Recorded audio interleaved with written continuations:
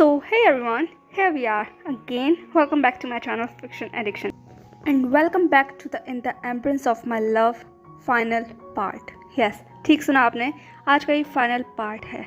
तो इस पार्ट को बहुत ध्यान से सुनेंगे हम लोग और साथ में इस पूरी जर्नी को एंजॉय करेंगे।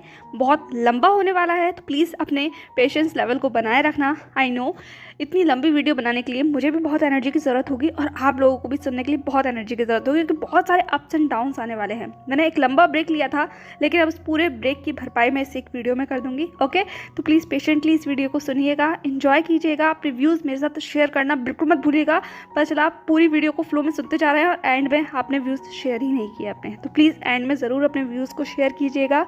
In the embrace of my love की पूरी जर्नी को मेरे साथ अपने वर्ड्स के अंदर ज़रूर एक बार एक्सप्रेस कीजिएगा। ओके, चलिए तो ज़्यादा बातें नहीं करते, क्योंकि ऑलरेडी वीडियो बहुत लंबा है और मैं ज़्यादा लंबा नहीं करूँगी इसे। तो स्टार्ट करते हैं in the embrace of my love का फाइनल पार्ट। और इस बीच में ये मत भूल जाना, मेरे 2 और चैनल हैं, फीबल लेबल और एडिक्शन विद मी। दोनों का लिंक मैं डिस्क्रिप्शन में दे दूँगी, उन्हें भी विजिट कर लिया कीजिए, वहाँ पर भी मैं स्टोरी शेयर करती हूँ। Okay, let's start. Last episode हमने छोड़ा था जब जहान और ईबो का एक सेपरेशन हुआ था। वो सेपरेशन जहाँ ईबो जहान को अफ्रीका में छोड़कर वापस चाइना आ गया था। अब उसके आगे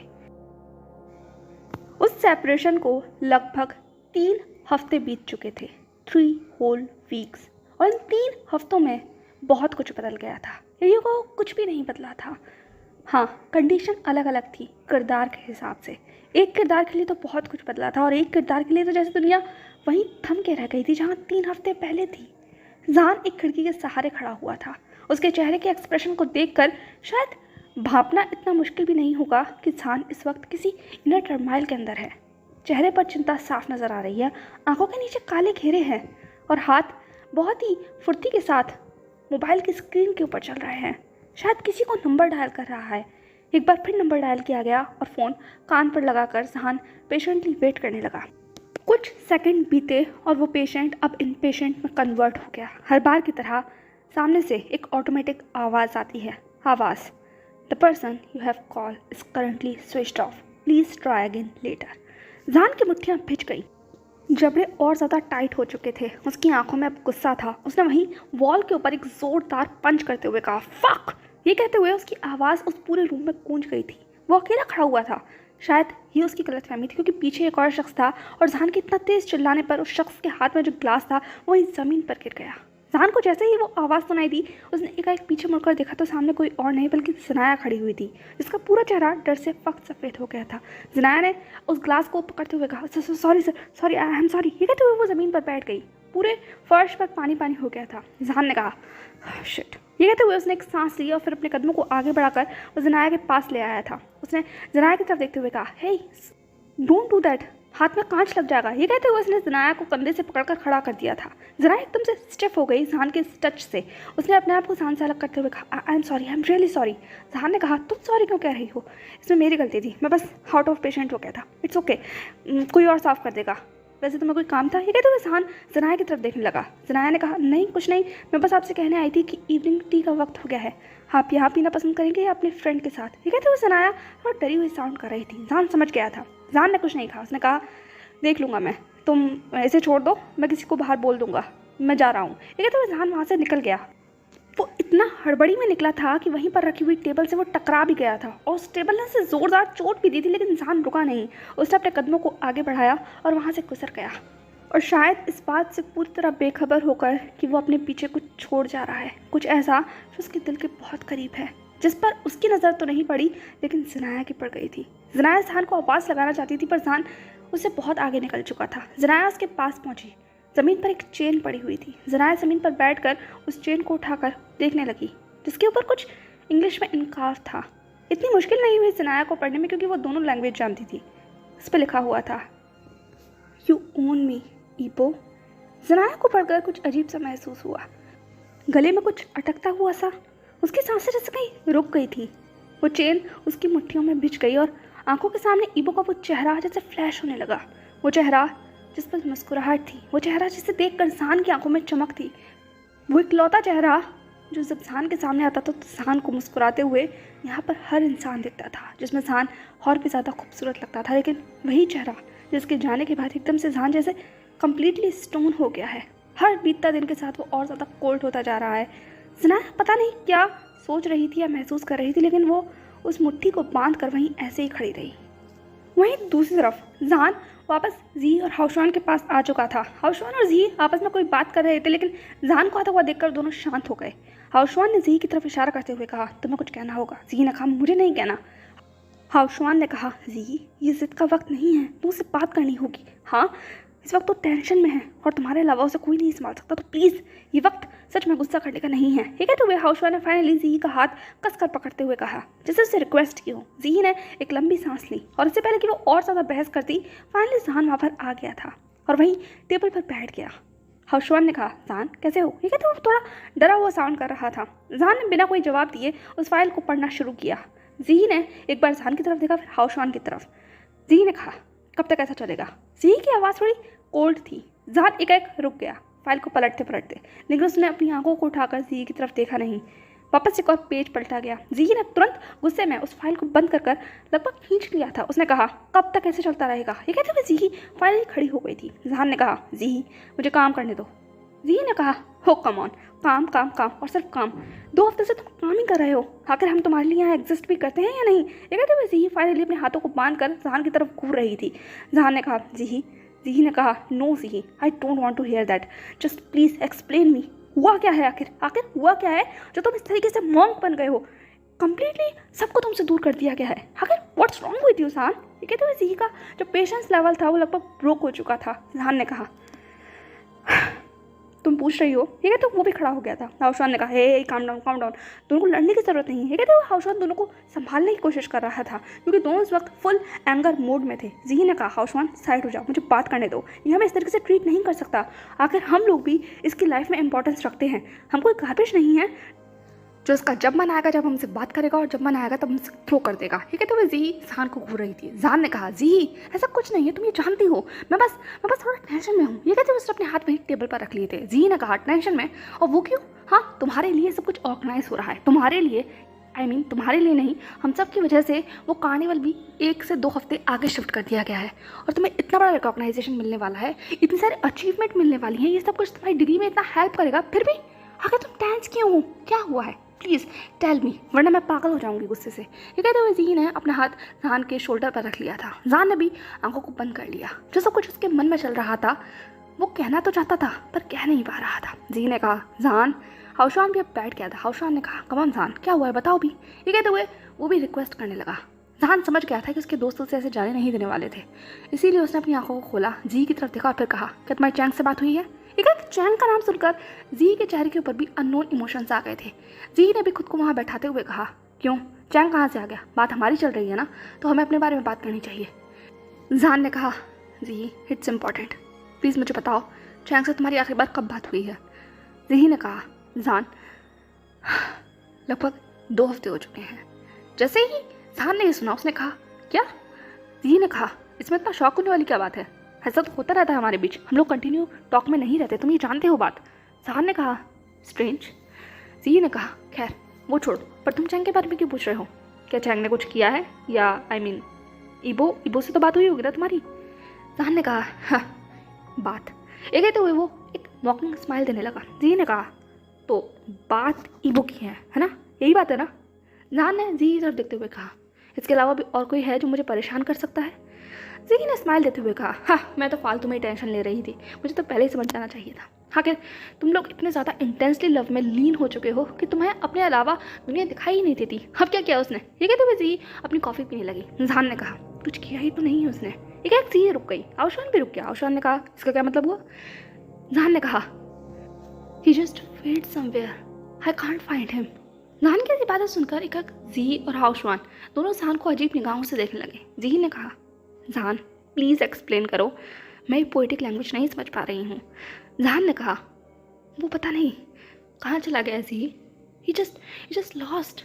उसने सारे कनेक्शन तोड़ दिए हैं, ना मेरी कॉल का जवाब देता है, ना खुद कॉल करता है। जब से यहाँ से गया है मुझे उसकी सिंगल इन्फॉर्मेशन नहीं मिली है, ना एक भी मैसेज। तो मुझे लगता है ये स्ट्रेंज है, टू स्ट्रेंज। हम यहाँ लानवांग ईबो की बात कर रहे हैं विदाउट मैसेज। हिबो ऐसा कभी हो सकता है क्या। ये कहते हुए जान बहुत डेस्परेट दिखाई दे रहा था। उसकी आंखों में अननोन इमोशंस थे। ये बहुत कम होता था जब जहान के फेस के ऊपर एक्सप्रेशन नजर आए, इमोशंस नजर आए। ज़ीही और हाउशान भी समझ गए थे। ज़ीही ने जहान के हाथ पर हाथ रखते हुए कहा, जहान वो ज़रूर कहीं ना कहीं बिजी होगा, तुम जानते हो ना उसके एग्ज़ाम है और टेंशन, ये सब कुछ तो लगा रहता है ना। जहान ने कहा, एग्ज़ाम और टेंशन, मैं जानता हूँ ज़ी, मैं जानता हूँ, इसीलिए मैं उसे समय दे रहा था। और एक हफ्ते के बाद मैंने तब जाकर उसे कॉल किया था, क्योंकि एक हफ्ते तक मैंने वेट किया था कि वो खुद सामने से मुझे बताएगा कि वो पहुँच चुका है, पर उसने मुझे इन्फॉर्म तक नहीं किया ज़ी। लेकिन मैंने पेशेंटली वेट किया और एक हफ्ते के बाद जब हम लोग टाउन से बाहर गए थे, मैंने उसे कॉल किया। स्पेशली मैं इंटरनेट कैफ़े गया था उससे बात करने के लिए, वीडियो कॉल करने के लिए, मेल करने के लिए, पर कुछ भी जवाब नहीं ज़ी। हाय, आई फील कि मैं सांस नहीं ले पा रहा हूँ। मुझे बहुत अजीब फील हो रहा है, पता नहीं क्यों। एक अजीब सा डर है मन के अंदर, जैसे कुछ होने वाला है। बिल्कुल वैसा ही जैसे ये कहते कहते इंसान रुक गया। लेकिन जी समझ गई थी। उसके शब्द जी ने अपने मन में जैसे पूरे कर लिए थे। जैसे कि तब हुआ था वैसा ही डर। कुछ पल के लिए वहाँ पर उस टेबल पर ऐसे ही शांति पसरी रही। उसके बाद जी ने हिम्मत कर जहान के हाथों के ऊपर हाथ रखा, पर इससे पहले कि वो कुछ भी कह पाती, जहान ने उस हाथों को खींच लिया और अपने चेहरे के ऊपर लगभग रब करते हुए कहा, आई थिंक मैं कुछ ज़्यादा ही सोच रहा हूँ, ऐसा कुछ भी नहीं होगा। आई एम सॉरी जी, आई एम सॉरी हाउशान, आई एम सॉरी, मैं तुम लोगों को इग्नोर कर रहा था, बस मैं थोड़ा टेंशन में था, लेकिन शायद सब ठीक हो जाएगा, ठीक हो जाएगा। ये कहते हुए वो अपने आप में ही बड़बड़ा रहा था। पता नहीं जी को या हाउशान को तसल्ली दे रहा था या सिर्फ खुद से बातें कर रहा था। इसके बाद वो खड़ा हुआ और जाने ही वाला था कि तभी पीछे से एक शख्स की आहट होती है। वो शख्स अपने हाथों में ट्रे लेकर जहान और उसके ग्रुप की तरफ ही बढ़ रहा था। जी ने कहा, ज़नाया ने कहा, हाँ आप लोगों के लिए मैं टी लेकर आई थी, सर आप कहीं जा रहे हैं? ये कहते हुए उसने पोलाइटली जहान की तरफ देखा। जहान भी अपनी जगह पर रुक गया। उसने कुछ घड़ी रुक कर ज़नाया की आंखों में देखा। ये आँखें उसे हमेशा कुछ ना कुछ याद दिलाती हैं। कुछ देर तक वहाँ पर ऐसे ही चुप्पी बनी रही। ज़नाया भी जहान को देख रही थी। जी जहान को, फिर कभी ज़नाया को, हाउशान जी को, फिर जहान को, फिर ज़नाया को देख रहा था। कुछ पल वहाँ पर सिर्फ शांति रही, लेकिन जहान ने तुरंत अपनी आंखों को पीछे खींच लिया। उसके बाद बिना कोई जवाब दिए वो वहाँ से चला गया, एक अजीब सा एटमॉस्फेयर अपने पीछे छोड़कर। माहौल सच में ऑकवर्ड हो गया था, पर इस ऑकवर्डनेस को दूर करते हुए जी ने अपनी चेयरफुल वॉइस में कहा, ज़नाया उसे जाने दो, ये चाय तो मुझे दे दो, थैंक यू यहाँ लेकर आने के लिए। हाउशान ने भी ज़नाया को मूड लाइटन करने के लिए इस तरीके से कहा, क्योंकि जहान सच में भी रूड हो गया था। ज़नाया ने सिर्फ उस ट्रे को वहीं रखा और फिर वो कर वो वहाँ से जा चुकी थी। हाउशान कुछ घड़ी के लिए शांत रहा, फिर उसने एक लंबी सांस लेते हुए कहा, ये क्या था? जी ने कहा, क्या? हाउशान ने कहा, ये जहान हमेशा ज़नाया को इस तरीके से क्यों देखता है? ऐसा लगता है जैसे कि जी ने हाउशान के शब्दों को पूरा करते हुए कहा, जैसे कि वो कुछ ढूंढ रहा हो। हाउशान ने कहा, एग्जैक्टली। जी ने कहा, तुम कुछ नहीं जानते, ऐसा कुछ है जो शायद जहान को याद दिलाता है, शायद आंखें। ये कहते हुए वो भी हाउशान की तरफ देखने लगी। हाउशान ने कहा, व्हाट? जी ने कहा, छोड़ो, इस बारे में बात नहीं करते हैं, ये सच में एक टेंस टॉपिक है, फिर कभी बात करेंगे। इसके बाद वो अपना कप लेकर वहाँ से जा चुकी थी। हाउशान भी कुछ देर बाद वहाँ से चला गया। एक बार फिर से उस कैब में सब लोग अपने अपने काम में लग चुके थे। China land corporation. इबो ने जितना बुरा सोचा था, माहौल उससे भी ज़्यादा बुरा था। बुरा, बहुत बुरा, इतना बुरा कि काबू में आना लगभग नामुमकिन था, एटलीस्ट इबो के लिए तो। उसके लिए तो ये सब चीज़ इतनी नई थी जैसे ABCD हो किसी छोटे बच्चे के लिए। कहाँ से शुरू करे, कहाँ ख़त्म करे, क्या है ये चीज़ें, उसे कुछ भी समझ नहीं आ रहा था। एक उसे एक ऐसी पोजीशन पर बिठा दिया गया था जिसके बारे में उसे कोई भी जानकारी नहीं थी और कोई भी सपोर्ट करने के लिए भी तैयार नहीं था। सब लोग उसे अजीब निगाहों से देख रहे थे। वो निगाहें जिसमें सिर्फ क्वेश्चन था, डाउट था, उसकी सेल्फ स्टेट के ऊपर बहुत सारे सवाल थे कि वो नहीं जवाब दे सकता था, नहीं उन नज़रों में देख सकता था। ऐसा नज़रें जो मजाक उड़ा रही हों, जो सिर्फ तरस खा रही हों, जो उसे बता रही हों कि तुम ये नहीं कर सकते। इबो अपने कैबिन में बैठा हुआ था, ये यूँ कहो लैनवैन हुआ के कैबिन में बैठा हुआ था। वो टेंस था, उसके सामने न जाने कितनी सारी फाइलों का अंबार लगा हुआ था, लैपटॉप खुला हुआ था, आसपास फूड कार्टन्स थे, कॉफ़ी के मग थे, बहुत सारी चीज़ें थीं जो बिखरी हुई थी। यूँ कहो इबो लगभग 2 हफ्तों से इस ऑफिस में ही बंद है, जब से वो लैनवैन हुआ से मिलकर आया है। वो टूटा हुआ है, बिखरा हुआ है, पर बिखर नहीं सकता क्योंकि उसे पता है संभालने वाला कोई है ही नहीं। रोना चाहता है पर रो नहीं पा रहा क्योंकि सामने कोई कंधा नहीं है जो उसको सपोर्ट कर सके।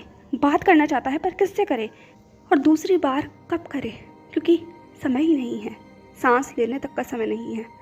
डरा हुआ वो अपने लैपटॉप की स्क्रीन पर देख रहा है, बार बार फाइल पलट रहा है, नोट्स बना रहा है।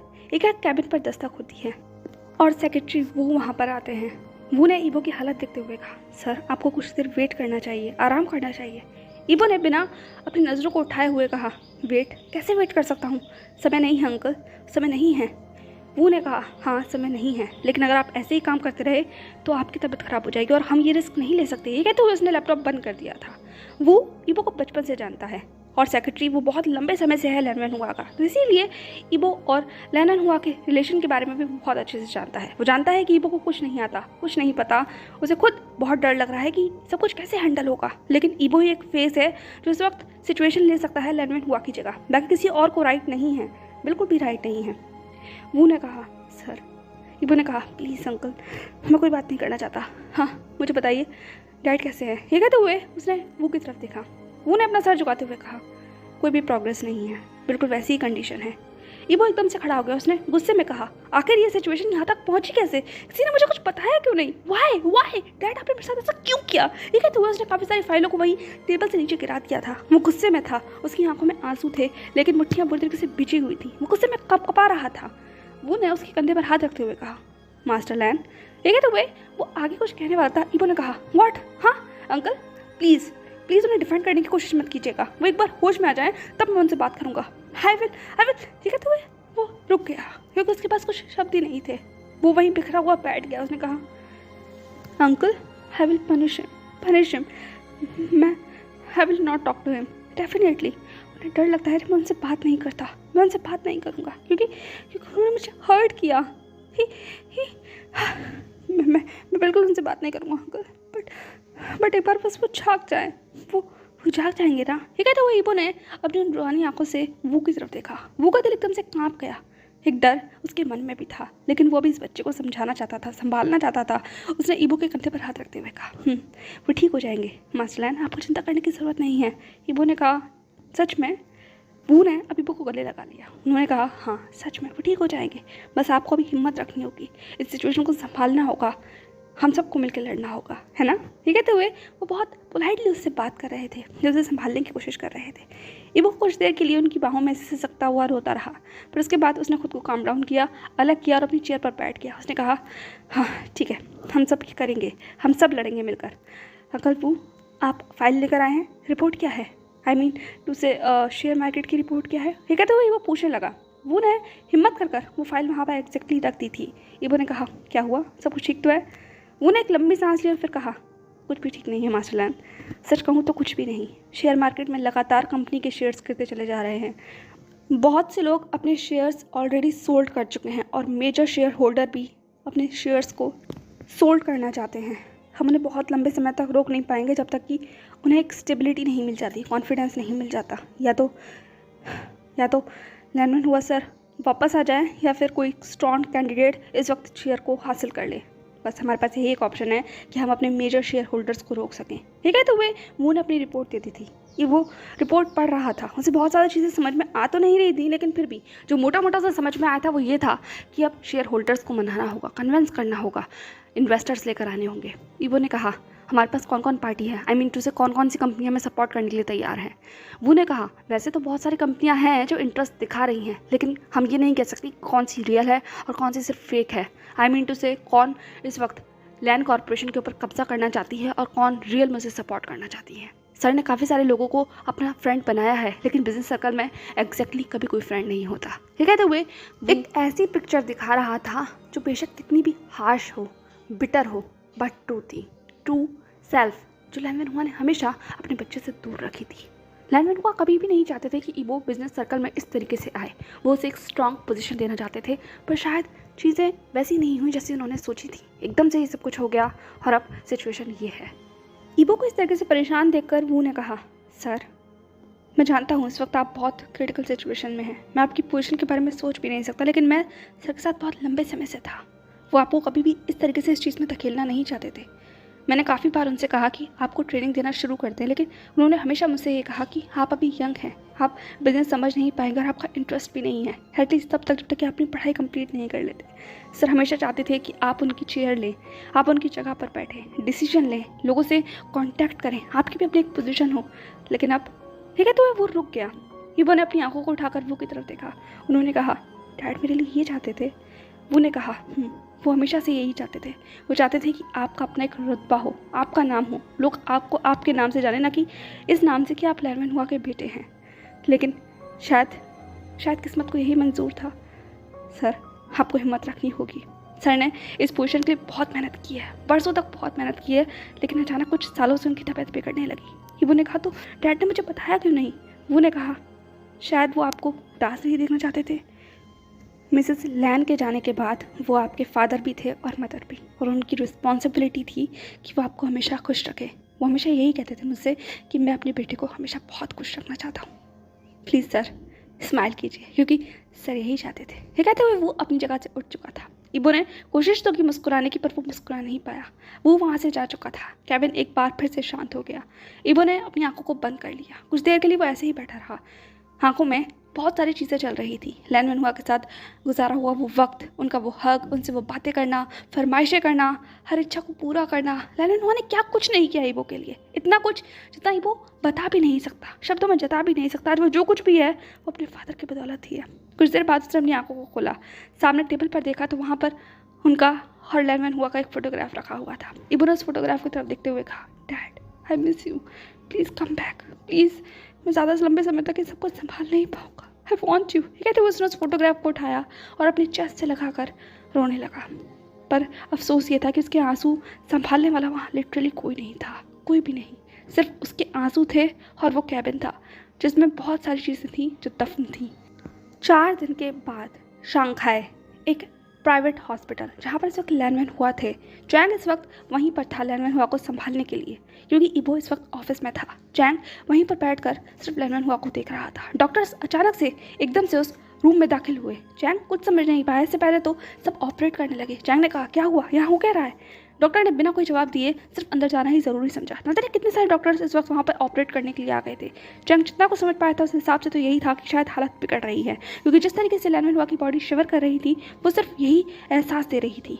कुछ देर के लिए उसकी धड़कनें बिल्कुल रुक कर रह गई। उसे नहीं समझ आ रहा था कि उसे क्या करना चाहिए था। वो वहाँ बिल्कुल अकेला था, वो काँप रहा था। तभी अचानक से उसकी फ़ोन की वाइब्रेशन जैसे उसको महसूस हुई।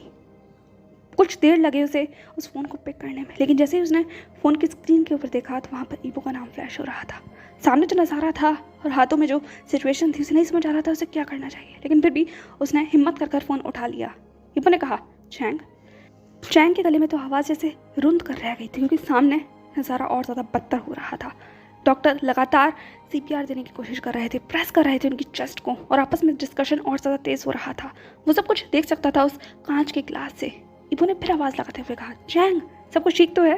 इबो की आवाज़ बहुत डरी हुई साउंड कर रही थी। अब जाकर चैंग कहीं अपने होश से बाहर आया था। उसने अपनी आंखों को 2-3 बार ब्लिंक किया, उसके बाद गल्प करते हुए कहा, हाँ इबो मैं सुन रहा हूँ। इबो ने कहा, चैंग सच बताओ सब कुछ ठीक तो है वहाँ? चैंग ने एकदम से अपनी आवाज़ पर काबू करते हुए कहा, हाँ सब कुछ ठीक है यहाँ क्या होना है? सर अभी ICU में ही है, डॉक्टर ऑपरेट कर रहे हैं, यहाँ से सिचुएशन अंडर कंट्रोल है। तुम बताओ तुमने अचानक से कॉल क्यों किया? मीटिंग 2 दिन के बाद है, सब कुछ प्रिपेयर हो गया? ये कहते हुए चैंग सिर्फ अपनी वॉइस को स्टेबलाइज करने की कोशिश कर रहा था। इबो ने एक लंबी सांस लेते हुए कहा, नहीं कुछ भी ठीक नहीं है चैंग, मैं टायर्ड हूँ बहुत ज़्यादा। चैंग ने कहा, इबो? ये कहते हुए उसकी आंखों से आंसू निकल गए। इबो ने कहा, चैंग आई एम स्कैर्ड, मुझे डर लग रहा है चैंग, मैं क्या करूँ दिल। ये कहते कहते वो रुक गया। चैंग की धड़कनें भी रुक गई थी, उसका गला पूरी तरीके से रुंध गया, आंखों से आंसू निकल आए, और फ़ोन को उसने और ज़्यादा तेज़ तरीके से पकड़ लिया।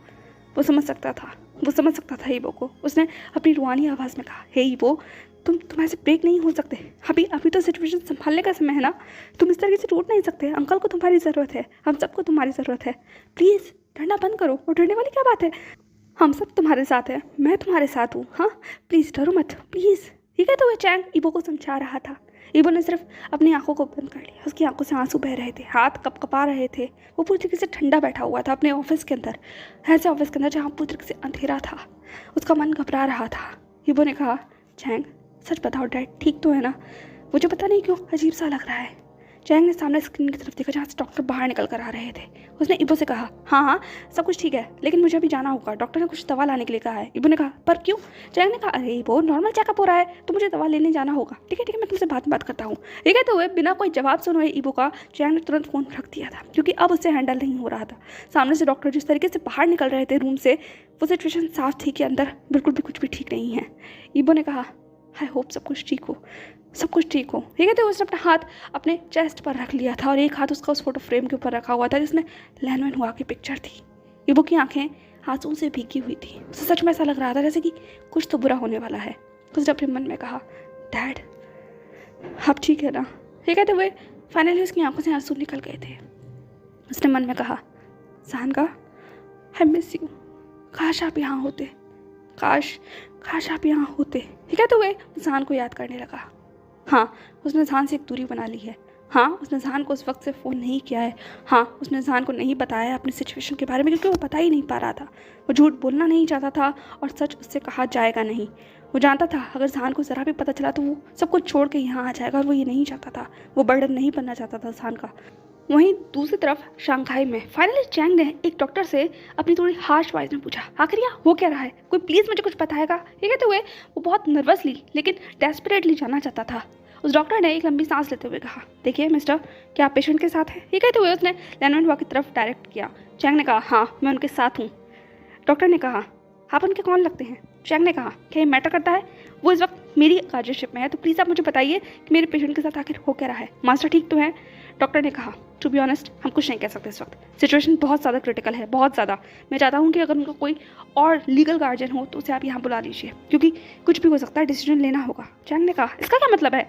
डॉक्टर ने कहा, उन्हें 3rd हार्ट अटैक आया है और ये हार्ट अटैक बहुत स्ट्रॉन्ग है। लगभग उनकी 2 आर्टरी कम्प्लीटली ब्लॉक हो चुकी हैं। हम ऑपरेट नहीं कर सकते, हम कोई ऑपरेशन परफॉर्म नहीं कर सकते क्योंकि ब्लड प्रेशर बहुत डाउन है, उनकी तबीयत बिल्कुल ठीक नहीं है। तो प्लीज़ मैं बस आपसे यही कहूँगा कि अगर उनका कोई लीगल गार्जियन है जो उनके बिहाफ में ऑपरेशन का फैसला ले सके तो प्लीज़ उसे बुला लीजिए। ठीक है, तो वो डॉक्टर वहाँ से जा चुका था चैंग को वहीं ऐसे ही छोड़कर।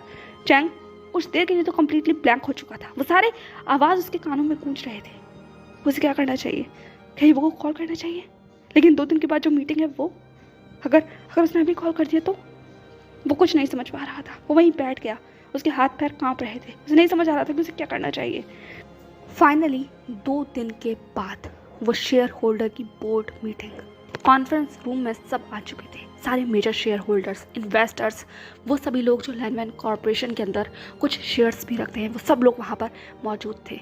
सारे इंपॉर्टेंट लोग, वो लोग जो इस वक्त पोजीशन को हासिल करना चाहते हैं या पोजीशन को गंवाना चाहते हैं या सोल्ड करना चाहते हैं, पूरी तरीके से वहाँ पर लोग थे। मीडिया भी था जो सब इस कॉन्फ्रेंस का रिजल्ट जानने के लिए वहाँ पर बेकरार खड़ा हुआ था। पर कोई एक शख्स नहीं था, तो वो था इस वक्त ऑनर ऑफ द सीट, या फिर लैनवैन हुआ के बाद उनका पोजीशन टेकर।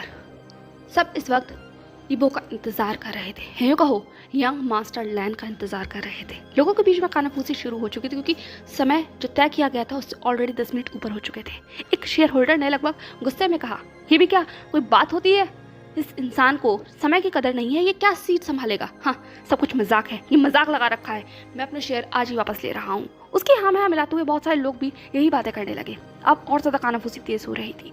सेक्रेटरी को संभालना सब कुछ बहुत मुश्किल हो रहा था। फिर भी एक सेक्रेटरी ने आगे बढ़ते हुए कहा, सर प्लीज़ काम डाउन हो जाइए, सर अभी रास्ते में ही है, बस आने वाले हैं, कुछ प्रॉब्लम हो गई थी इसीलिए। ये कहते हुए वो सिर्फ शांत करने की कोशिश कर रही थी, लेकिन वो तो और ज़्यादा भड़क गया। उसके साथ साथ दूसरा इंसान भी खड़े होकर कहने लगा, क्या हम उसका इंतजार करें, उस नौसिखिए का जिसे कुछ भी नहीं पता, वो यहाँ पर इस पोजीशन में लोग को हैंडल करेगा? हाँ सब मजाक है, सिर्फ मजाक। हम लैनवैन हुआ के सर की वजह से यहाँ पर इस वक्त इकट्ठा हुए हैं कि हम उन्हें रिस्पेक्ट दे सके, उनकी इस कंडीशन में उनको संभाल सके। और उनका बेटा, उसे तो कोई कदर ही नहीं है अपने बाप की मेहनत की। वो सिर्फ एक अमीर बाप की औलाद है, इसके अलावा उसके पास कोई डिग्री है कि वो हम लोगों को यहाँ पर आकर हैंडल कर सके? मुझे तो समझ नहीं आ रहा कि सब कुछ किया ही क्यों गया है। हम लोग अपने अपने शेयर्स का डिसाइड खुद कर लेंगे। और सिचुएशन की बात रही और पोजीशन की बात रही, तो इस कंपनी में और भी बहुत सारे केपेबल लोग हैं। लैनवैन हुआ ने किसी और को ज़रूर अपॉइंट किया होगा, उनका बेटा इस जगह को लेने के लिए ज़्यादा मुनासिब है। ये कहते हुए वो सवाल कर रहा था। सेक्रेटरी को नहीं समझ आ रहा था कि उसे क्या जवाब देना चाहिए, क्योंकि वो इस सवाल का जवाब देने के हक में थी ही नहीं, उसकी पोजीशन ही नहीं थी।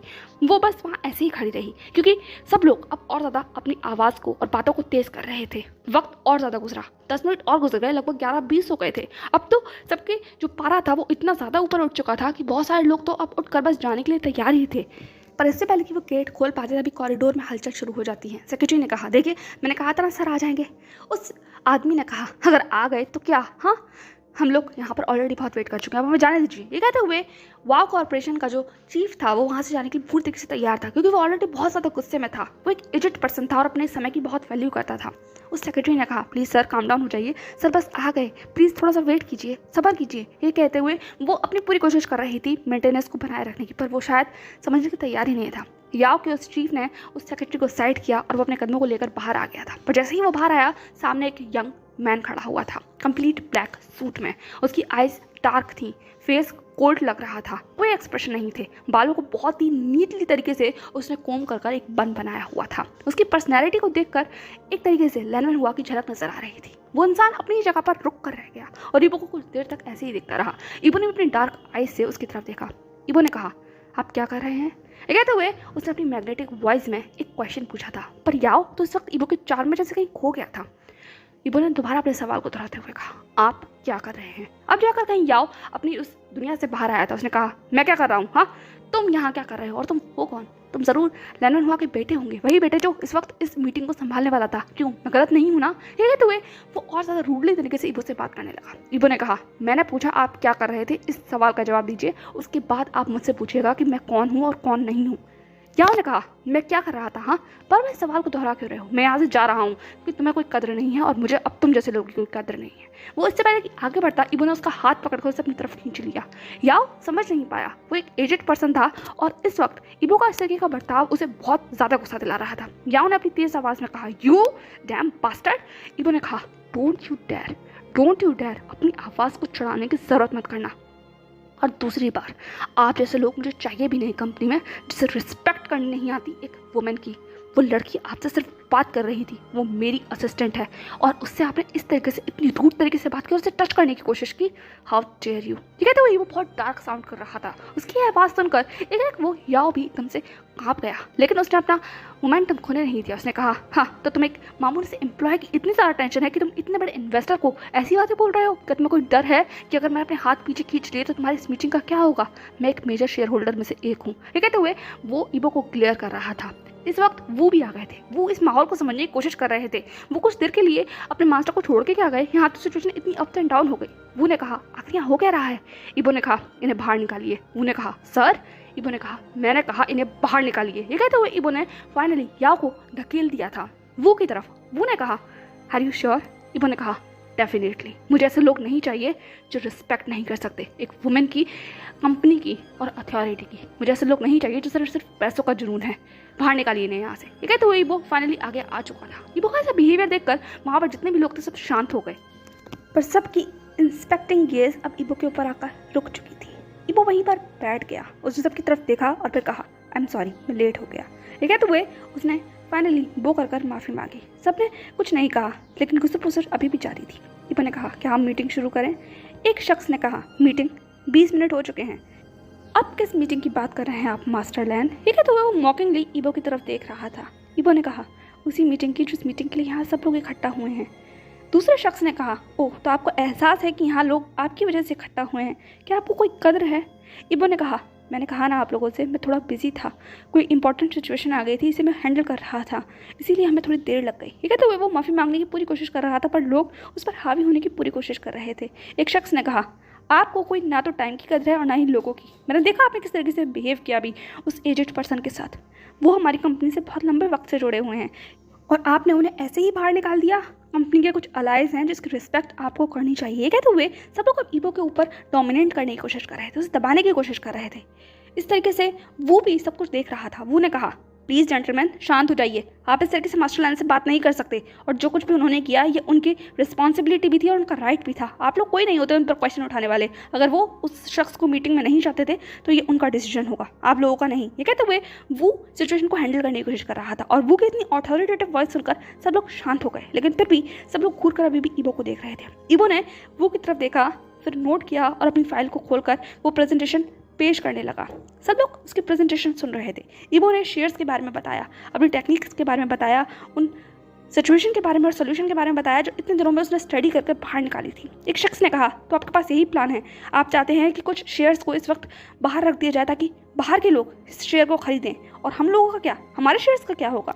आप चाहते हैं हम लोग भी अपने शेयर्स सोल्ड करें, वो भी आपके प्राइस पर। ये कहते हुए वो क्वेश्चन कर रहा था। इबो ने कहा, अगर आप ऐसा करते हैं तो हमें और ज़्यादा इन्वेस्टर मिलेंगे, वो इन्वेस्टर जो आपके शेयर्स में इंटरेस्टेड भी होंगे और कंपनी में पैसा लगाने के लिए भी इंटरेस्टेड होंगे। इस तरीके से हमारे पास और ज़्यादा अलायंस बन जाएंगे। इबो अपनी टेक्निक समझाने की कोशिश कर रहा था, लेकिन शायद उसकी ये बात लोगों को इतनी ज़्यादा समझ में आई नहीं। लोगों ने कहा, ठीक है, अगर हम मान भी लेते हैं कि अगर हम आपके आइडिया के साथ चलें तो क्या गारंटी है कि हमारे पैसे हमारे पास वापस आ जाएंगे? इससे बेहतर ये नहीं होगा कि हम अपने शेयर्स को एक साथ ही बेच दें, ना कि सिर्फ लीज पर दें? ये कहते हुए वो सवाल कर रहा था। उसका इस सवाल में दम था, क्योंकि बाकी सारे लोग भी उसकी हाँ में हाँ मिलाने लगे। सभी यही सवाल करने लगे, इससे बेहतर होगा कि हम अपने शेयर बेच देते हैं, हमारे शेयर भी यहाँ मार्केट में बहुत अच्छे प्राइस पर बिक जाएंगे। कम से कम उतना पैसा तो हमें मिल ही जाएगा जितना हमने इस कंपनी में लगाया हुआ है। वैसे भी कंपनी के पास इस वक्त कोई फेस नहीं है, कोई संभालने के लिए नहीं है। ये सारे सवाल सुनकर ईबो के हाथ जो थे वो कपा रहे थे। उसके अंदर एक डर था, लेकिन फिर वो उस डर को अपने चेहरे पर लेके आना नहीं चाहता था। उसने अपने आप को काम डाउन करते हुए कहा, देखिए प्लीज़ एक बार सपोर्ट कीजिए, इस वक्त कंपनी को आपके सपोर्ट की ज़रूरत है। ये कहते उसने बहुत पोलाइटली रिक्वेस्ट की, वो रिक्वेस्ट जो उस वक्त वो सबसे करना चाहता था, पर लेकिन लोग सिर्फ झुके भेड़िए की तरह उसकी तरफ देख रहे थे। सब उसके हर आइडिया को अपोज कर रहे थे। वो जितनी भी डील रख रहा था, जितने भी आइडियाज़ रख रहा था, वो या तो उसमें कमी निकाल रहे थे या सिर्फ अपनी बात पर अड़िग थे, जो थी कि वो इस वक्त अपने शेयर्स को बेचना चाहते हैं, कंपनी के अंदर अपनी पोजीशन को खाली करना चाहते हैं। और वो ऐसा नहीं होने देना चाहता था। वो भी सिचुएशन को देख रहा था किस तरीके से एक छोटा सा बच्चा इन सब भूखे भेड़ियों के बीच में फंस कर रह गया है। और लैनमैन हुआ को इसी बात का डर था, और वो डर साबित हो रहा था। एक शख्स ने कहा, क्या आपके पास कोई इन्वेस्टर है? ये कहते उसने सवाल पूछा। ईबो ने कहा, अभी नहीं है, लेकिन हमारे पास इन फ्यूचर। उस शख्स ने कहा, इन फ्यूचर किसने देखा है? इन फ्यूचर तो हमने भी देखा था। हमने सोचा था कि सर हमें बहुत कुछ कमा कर देंगे। लैनमैन हुआ ने स्टार्टिंग में प्रॉमिस किया था कि हमारे शेयर्स दुगने हो जाएंगे इन फ्यूचर में, लेकिन अब देखिए कि अब तो हमें ऐसा लग रहा है कि हमारे जो शेयर्स हमने ओरिजिनल दाम पर खरीदे थे उसी में बिक जाएं तो हमारा भला हो। हम लोग नहीं चाहते अब यहाँ पर हम कोई भी इन्वेस्टमेंट करें। अगर आप लोगों के पास कोई इन्वेस्टर नहीं है तो आज ही हम लोग अपने शेयर्स को सोल्ड कर देंगे मार्केट के अंदर। ठीक है, तो वे सब फाइनली इस बात पर आकर अटक चुके थे। कोई इन्वेस्टर नहीं है ईबो के पास, ये बात वो जानता था, इसलिए उसने अपना सर झुका लिया। उसकी मुट्ठियाँ बंद गई। वो ने ईबो के कंधे पर हाथ रखते हुए कहा, सर। ईबो ने कहा, अंकल सच में हमारे पास कोई इन्वेस्टर नहीं है ना? वो ने कहा, मैंने बहुत कोशिश की पर कोई भी कंपनी हमारे में अभी इन्वेस्ट करने के लिए तैयार नहीं है। सब लोग चाहते हैं कि एक बार लैनमैन हुआ सर का रिजल्ट बाहर आ जाए, तब वो लोग कुछ सोचेंगे। I am really sorry. कहते हुए वो सिर्फ सॉरी कह सकता था। और ईबो इस हालात को देख रहा था जहाँ सब लोग सिर्फ नोच कर खाने के लिए तैयार थे, बेचने के लिए तैयार थे, इस लैंड कॉर्पोरेशन को तबाह करने के लिए तैयार थे। और शायद ईबो भी आगे कुछ कर नहीं सकता था। आखिर वो क्या कर सकता था? ना तो उसे इन सब चीज़ों के बारे में जानकारी है, ना ही उसकी इतनी पर्सनल पोजीशन है कि लोग उस पर ट्रस्ट कर सकें। वो अभी सच में इस वक्त एक खाली शेल है, एक ऐसा शेल जिसको सब तोड़ने के लिए तैयार है। कुछ देर बाद फाइनली एक शख्स ने उठते हुए कहा, मैं आखिरी बार पूछ रहा हूँ कि आपके पास कोई इन्वेस्टर हैं या इन फ्यूचर में हमारे पास कोई इन्वेस्टर होंगे जिसकी आप गारंटी दे सकें, तभी हम लोग एक नॉन एग्रीमेंट साइन करेंगे। ईबो के पास इस चीज़ का जवाब नहीं था। एक और शख्स ने पूछा, अगर आप हमें गारंटी देते हैं कि आगे आने वाले 2 या 3 वीक के अंदर हमें इन्वेस्टर मिल जाएंगे तो हम लोग अपने शेयर्स रोक लेंगे। अब डिसीजन आपके हाथ में है। ईबो की मुट्ठियाँ बिछ गईं। वो क्या कहे, पर इससे पहले कि वो कुछ भी कहता, एकाएक उस कॉन्फ्रेंस रूम का दरवाज़ा खुलता है और सामने से एक बहुत ही एलिगेंट सी लेडी चलकर वापस आ रही थी। ईबो जैसे ही उस लड़की को देखता है, एकाएक उसकी आंखें बहुत बड़ी हो जाती हैं। वो बस उसे ही देखता रहता है, पर वो लड़की अपने पूरे कॉन्फिडेंस के साथ अपनी पूरी लीगल टीम को लेकर वहाँ पर आ चुकी थी। हर इंसान की निगाहें उस पर आकर टिक चुकी थी। सब बातें कर रहे थे, सब कह रहे थे कि है कौन, ये है कौन। लेकिन तभी वहाँ पर एक लीगल एडवाइज़र आकर अपनी जगह ले चुका था। उस लीगल एडवाइज़र ने उस कॉन्फ्रेंस हॉल में कहा, एक्सक्यूज़ मी जेंटलमैन, मैं चाहता हूँ प्लीज़ आप सब लोग यहाँ बैठ जाएँ। एक शख्स ने कहा, आप हैं कौन? उस लीगल एडवाइज़र ने कहा, हम लोग युवान कॉरपोरेशन से आए हैं। आई थिंक हमें बताने की ज़रूरत नहीं है कि युवान कॉरपोरेशन है कौन। युवान कॉरपोरेशन का नाम सुनते के साथ ही सब लोग एकदम से अलर्ट हो गए, क्योंकि युवान कॉरपोरेशन को किसी भी इंट्रोडक्शन की ज़रूरत नहीं है। लैंड कॉरपोरेशन के बाद 3rd सबसे ज़्यादा बिगेस्ट राइजिंग कंपनी इस वक्त कोई है अगर एशिया के अंदर, तो वो सिर्फ युवान कॉरपोरेशन ही है। सब लोग सिर्फ यही जानना चाहते थे कि आखिर युवान कॉरपोरेशन यहाँ कर क्या रही है, इसीलिए सब युवान कॉरपोरेशन की तरफ देखने लगे, उस लीगल टीम को देखने लगे और उस यंग लड़की को देखने लगे जिसकी निगाहें इस वक्त ईबो की तरफ थी। कंप्लीट साइलेंस हो चुका था उस पूरे कॉन्फ्रेंस हॉल के अंदर। वहीं दूसरी तरफ इस वक्त मोजाम्बिक अफ्रीका में माहौल थोड़ा सा चेयरफुल था। सब लोग तैयार हो रहे थे। जी इस वक्त ट्रेडिशनल ड्रेस पहन रही थी जो वहीं के कबीलों की थी और ज़नाया उसकी हेल्प कर रही थी। जी ने कहा माय गॉड मैं इस चीज़ को हैंडल कैसे करूँगी। ज़नाया ने कहा अगर आप कर लेंगी, इतनी टेंशन वाली बात नहीं है। ये ड्रेस बहुत हल्की होती है लेकिन हाँ आपके लिए थोड़ी सी नहीं हो सकती क्योंकि हमारी ट्रेडिशनल ड्रेस है। ये कहते हुए फाइनली उसने जी को तैयार कर दिया था बिल्कुल अपने कबीले के रंग में। जी ने कहा माय गॉड आप लोग इन सब चीज़ों को संभालते कैसे हैं। ये मेकअप ये कहते हुए वो अपने फेस को देखने लगी जहाँ पर बहुत सारा पेंट कर दिया गया था, काफ़ी सारी स्ट्रिक्स बनाई गई थी उसके फेस के ऊपर, उसके आईब्रोज को इनहेंस कर दिया गया था, लेकिन वो बहुत क्यूट और ब्यूटीफुल लग रही थी, बिल्कुल वैसे ही जैसे यहाँ पर बाकी सारी लेडीज़ लग रही थी यार। ज़नाया ने कहा आप सच में बहुत ब्यूटीफुल हैं। जी ने कहा तुम भी बहुत ब्यूटीफुल हो, स्पेशली तुम्हारी ये आँखें। ये कहते हुए जी उसकी आँखों को देखने लगी। ज़नाया ने कहा मेरी आँखें तो नॉर्मल ही हैं, यहाँ पर बाकी सारे लोगों की भी ऐसी ही आँखें हैं। जी ने कहा नहीं ये नॉर्मल नहीं है और हो भी नहीं सकती। ये कहते हुए वो खुद की आंखों में ही जैसे खो गई थी। ज़नाया भी देखकर कुछ समझ नहीं पाई। उसने कहा मैडम क्या कुछ ऐसा है जो मैं जानना चाहूँ अपनी आंखों के बारे में, क्या मेरी आंखें सच में इतनी रेयर हैं। ये कहते हुए वो पूछ रही थी। जी ने मुस्कुराते हुए कहा हाँ रेयर हैं क्योंकि तुम्हारी आंखें मुझे मेरी किसी बहुत बेस्ट फ्रेंड की याद दिलाती हैं, वो फ्रेंड जो मेरे लिए बहुत स्पेशल थी। ये कहते हुए जी के चेहरे के ऊपर एक अननोन इमोशन थे। ज़नाया ने कहा आपकी एक फ्रेंड। जी एकदम से अपने ख्यालों से वापस आ गई। वो क्या बात कर रही है, किसका जिक्र कर रही है। उसने एकदम से बात को पलटते हुए कहा हाँ मेरी एक फ्रेंड। खैर छोड़ो ये सब कुछ, ये बताओ बाकी सब लोग तैयार हो गए। ये कहते हुए अपनी फाइनली ड्रेस की बेल्ट बांधने लगी। ज़नाया ने भी इस माहौल को भांप लिया था, इसीलिए उसने भी ज़्यादा आगे बात को नहीं बढ़ाया। उसने कहा हाँ सब कुछ लोग तैयार तो हो गए हैं लेकिन जान सर का नहीं पता। ये कहते कहते थोड़ा डिम साउंड कर रही थी। जी ने कहा जान का। ज़नाया ने कहा हाँ मैंने उन्हें ड्रेस दे तो दी थी लेकिन उन्होंने कोई रिस्पॉन्स नहीं किया, इसलिए मैं बस वहाँ से वापस आ गई। जी ने कहा ओके कोई बात नहीं, मैं ट्राई करती हूँ, वो बस थोड़ा सा टेंस है। ये कहते हुए जी फाइनली ज़नाया को वहाँ छोड़कर जा चुकी थी। जी जहान के कमरे में आई तो वहाँ कमरा पूरी तरीके से अंधेरे में डूबा हुआ था और जहान एक कॉर्नर में बैठा हुआ था अपने हाथों में फ़ोन लिए हुए। जी ने कहा जहान, लेकिन एज़ यूजुअल जहान ने कोई जवाब नहीं दिया। जी ने फाइनली अपने कदमों को आगे बढ़ाया और जहान के पास आकर खड़ी हो गई। उसने फिर आवाज़ लगाते हुए कहा जहान। जहान ने अब जाकर अपने होश से बाहर निकल कर कहा जी तुम यहाँ क्या कर रही हो। जी ने कहा मैं पिछले 5 मिनट से तुम्हें आवाज़ लगा रही हूँ, तुम क्या कर रहे हो यहाँ। ये कहते हुए वो वहाँ हाथ बांध कर खड़ी हो चुकी और पूरे रूम की हालत देख रही थी। न जाने कितने सारे रिसर्च पेपर खुले हुए थे, लैपटॉप खुला हुआ था, फाइल्स खुली हुई थी। जहान ने कहा मैं कुछ भी तो नहीं कर रहा। ये कहते हुए वो भी खड़ा हो गया। जी ने कहा एग्जैक्टली यही तो प्रॉब्लम है कि तुम कुछ नहीं कर रहे, क्या तुम्हें कार्निवल में नहीं चलना। ये कहते हुए जी ने जहान से पूछा। जहान ने कहा ओह कार्निवल। ये कहते हुए वो उस ड्रेस को देखने लगा जो ज़नाया उसके लिए छोड़ कर गई थी। जहान ने कहा सच बताओ मुझे वहाँ जाने का कोई मूड नहीं है। जी ने कहा are you out of your mind, तुम पागल हो गए हो क्या, ये सब कुछ तुम्हारे लिए तो हो रहा है। भूलो मत वहाँ पर टीम आने वाली है और शाम के टाइम जब कार्निवल फिनिश हो जाएगा तो वहाँ तुम्हारे रिकॉग्नाइजेशन के लिए तुम्हें ऑनर करेंगे। तुम्हारी थीसिस इस वक्त इंटरनेशनल मेडिकल फील्ड के अंदर पब्लिश होने वाली है, क्या तुम पागल हो गए हो। ये कहते हुए वो जहान की तरफ देख रही थी। जहान को अब ख्याल आया था कि हाँ मुझे इस कार्निवल में तो जाना ही होगा। जहान ने कहा ओके ज़्यादा गुस्सा करने की ज़रूरत नहीं है, मैं रेडी होता हूँ। ये कहते हुए वो ड्रेस को लेकर वहीं बाथरूम में जा चुका था। जी वहीं बैठ गई और उस फ़ोन को देखने लगी जिसमें ना जाने कितने सारे अनगिनत कॉल किए गए थे हिबो को। ये देखते हुए वो बस मुस्कुरा रही थी। जहान तुम सच में बदल गए हो, तुम परवाह करने लग गए हो। फाइनली तुम्हें वो इंसान मिल गया जिससे तुम प्यार कर सकते हो, जो तुम्हें बदल सकता है। अब शायद सारे दुख दर्द खत्म हो जाएंगे।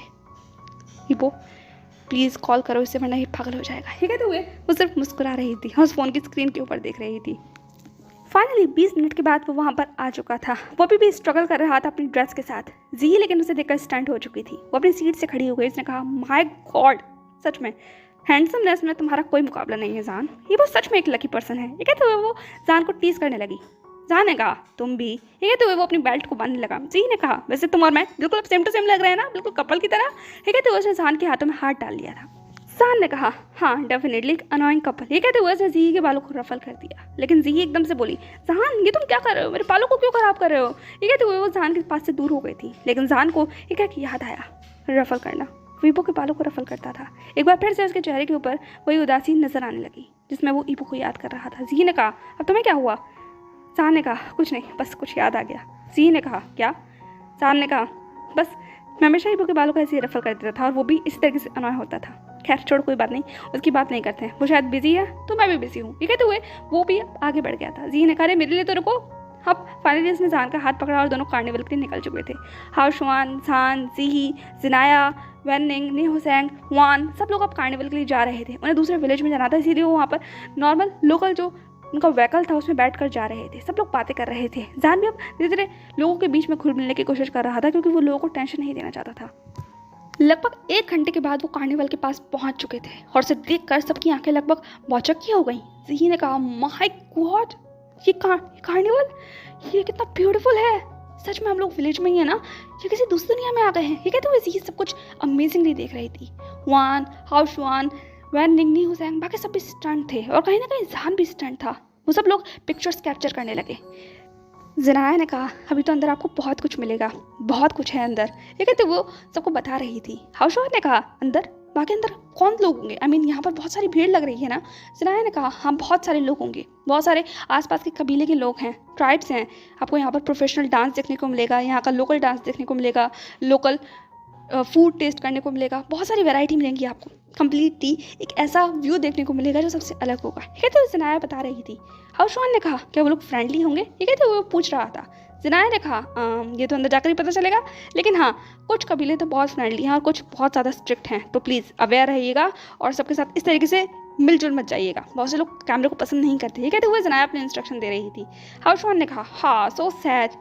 बाकी सब लोग बातें करने लगे। तभी हुआन जान के पास आगे आया। उसने कहा, जान ने कहा, जी सर। वान ने कहा, आज रात के लिए तुम तैयार हो? जान ने कहा, तैयार हूँ।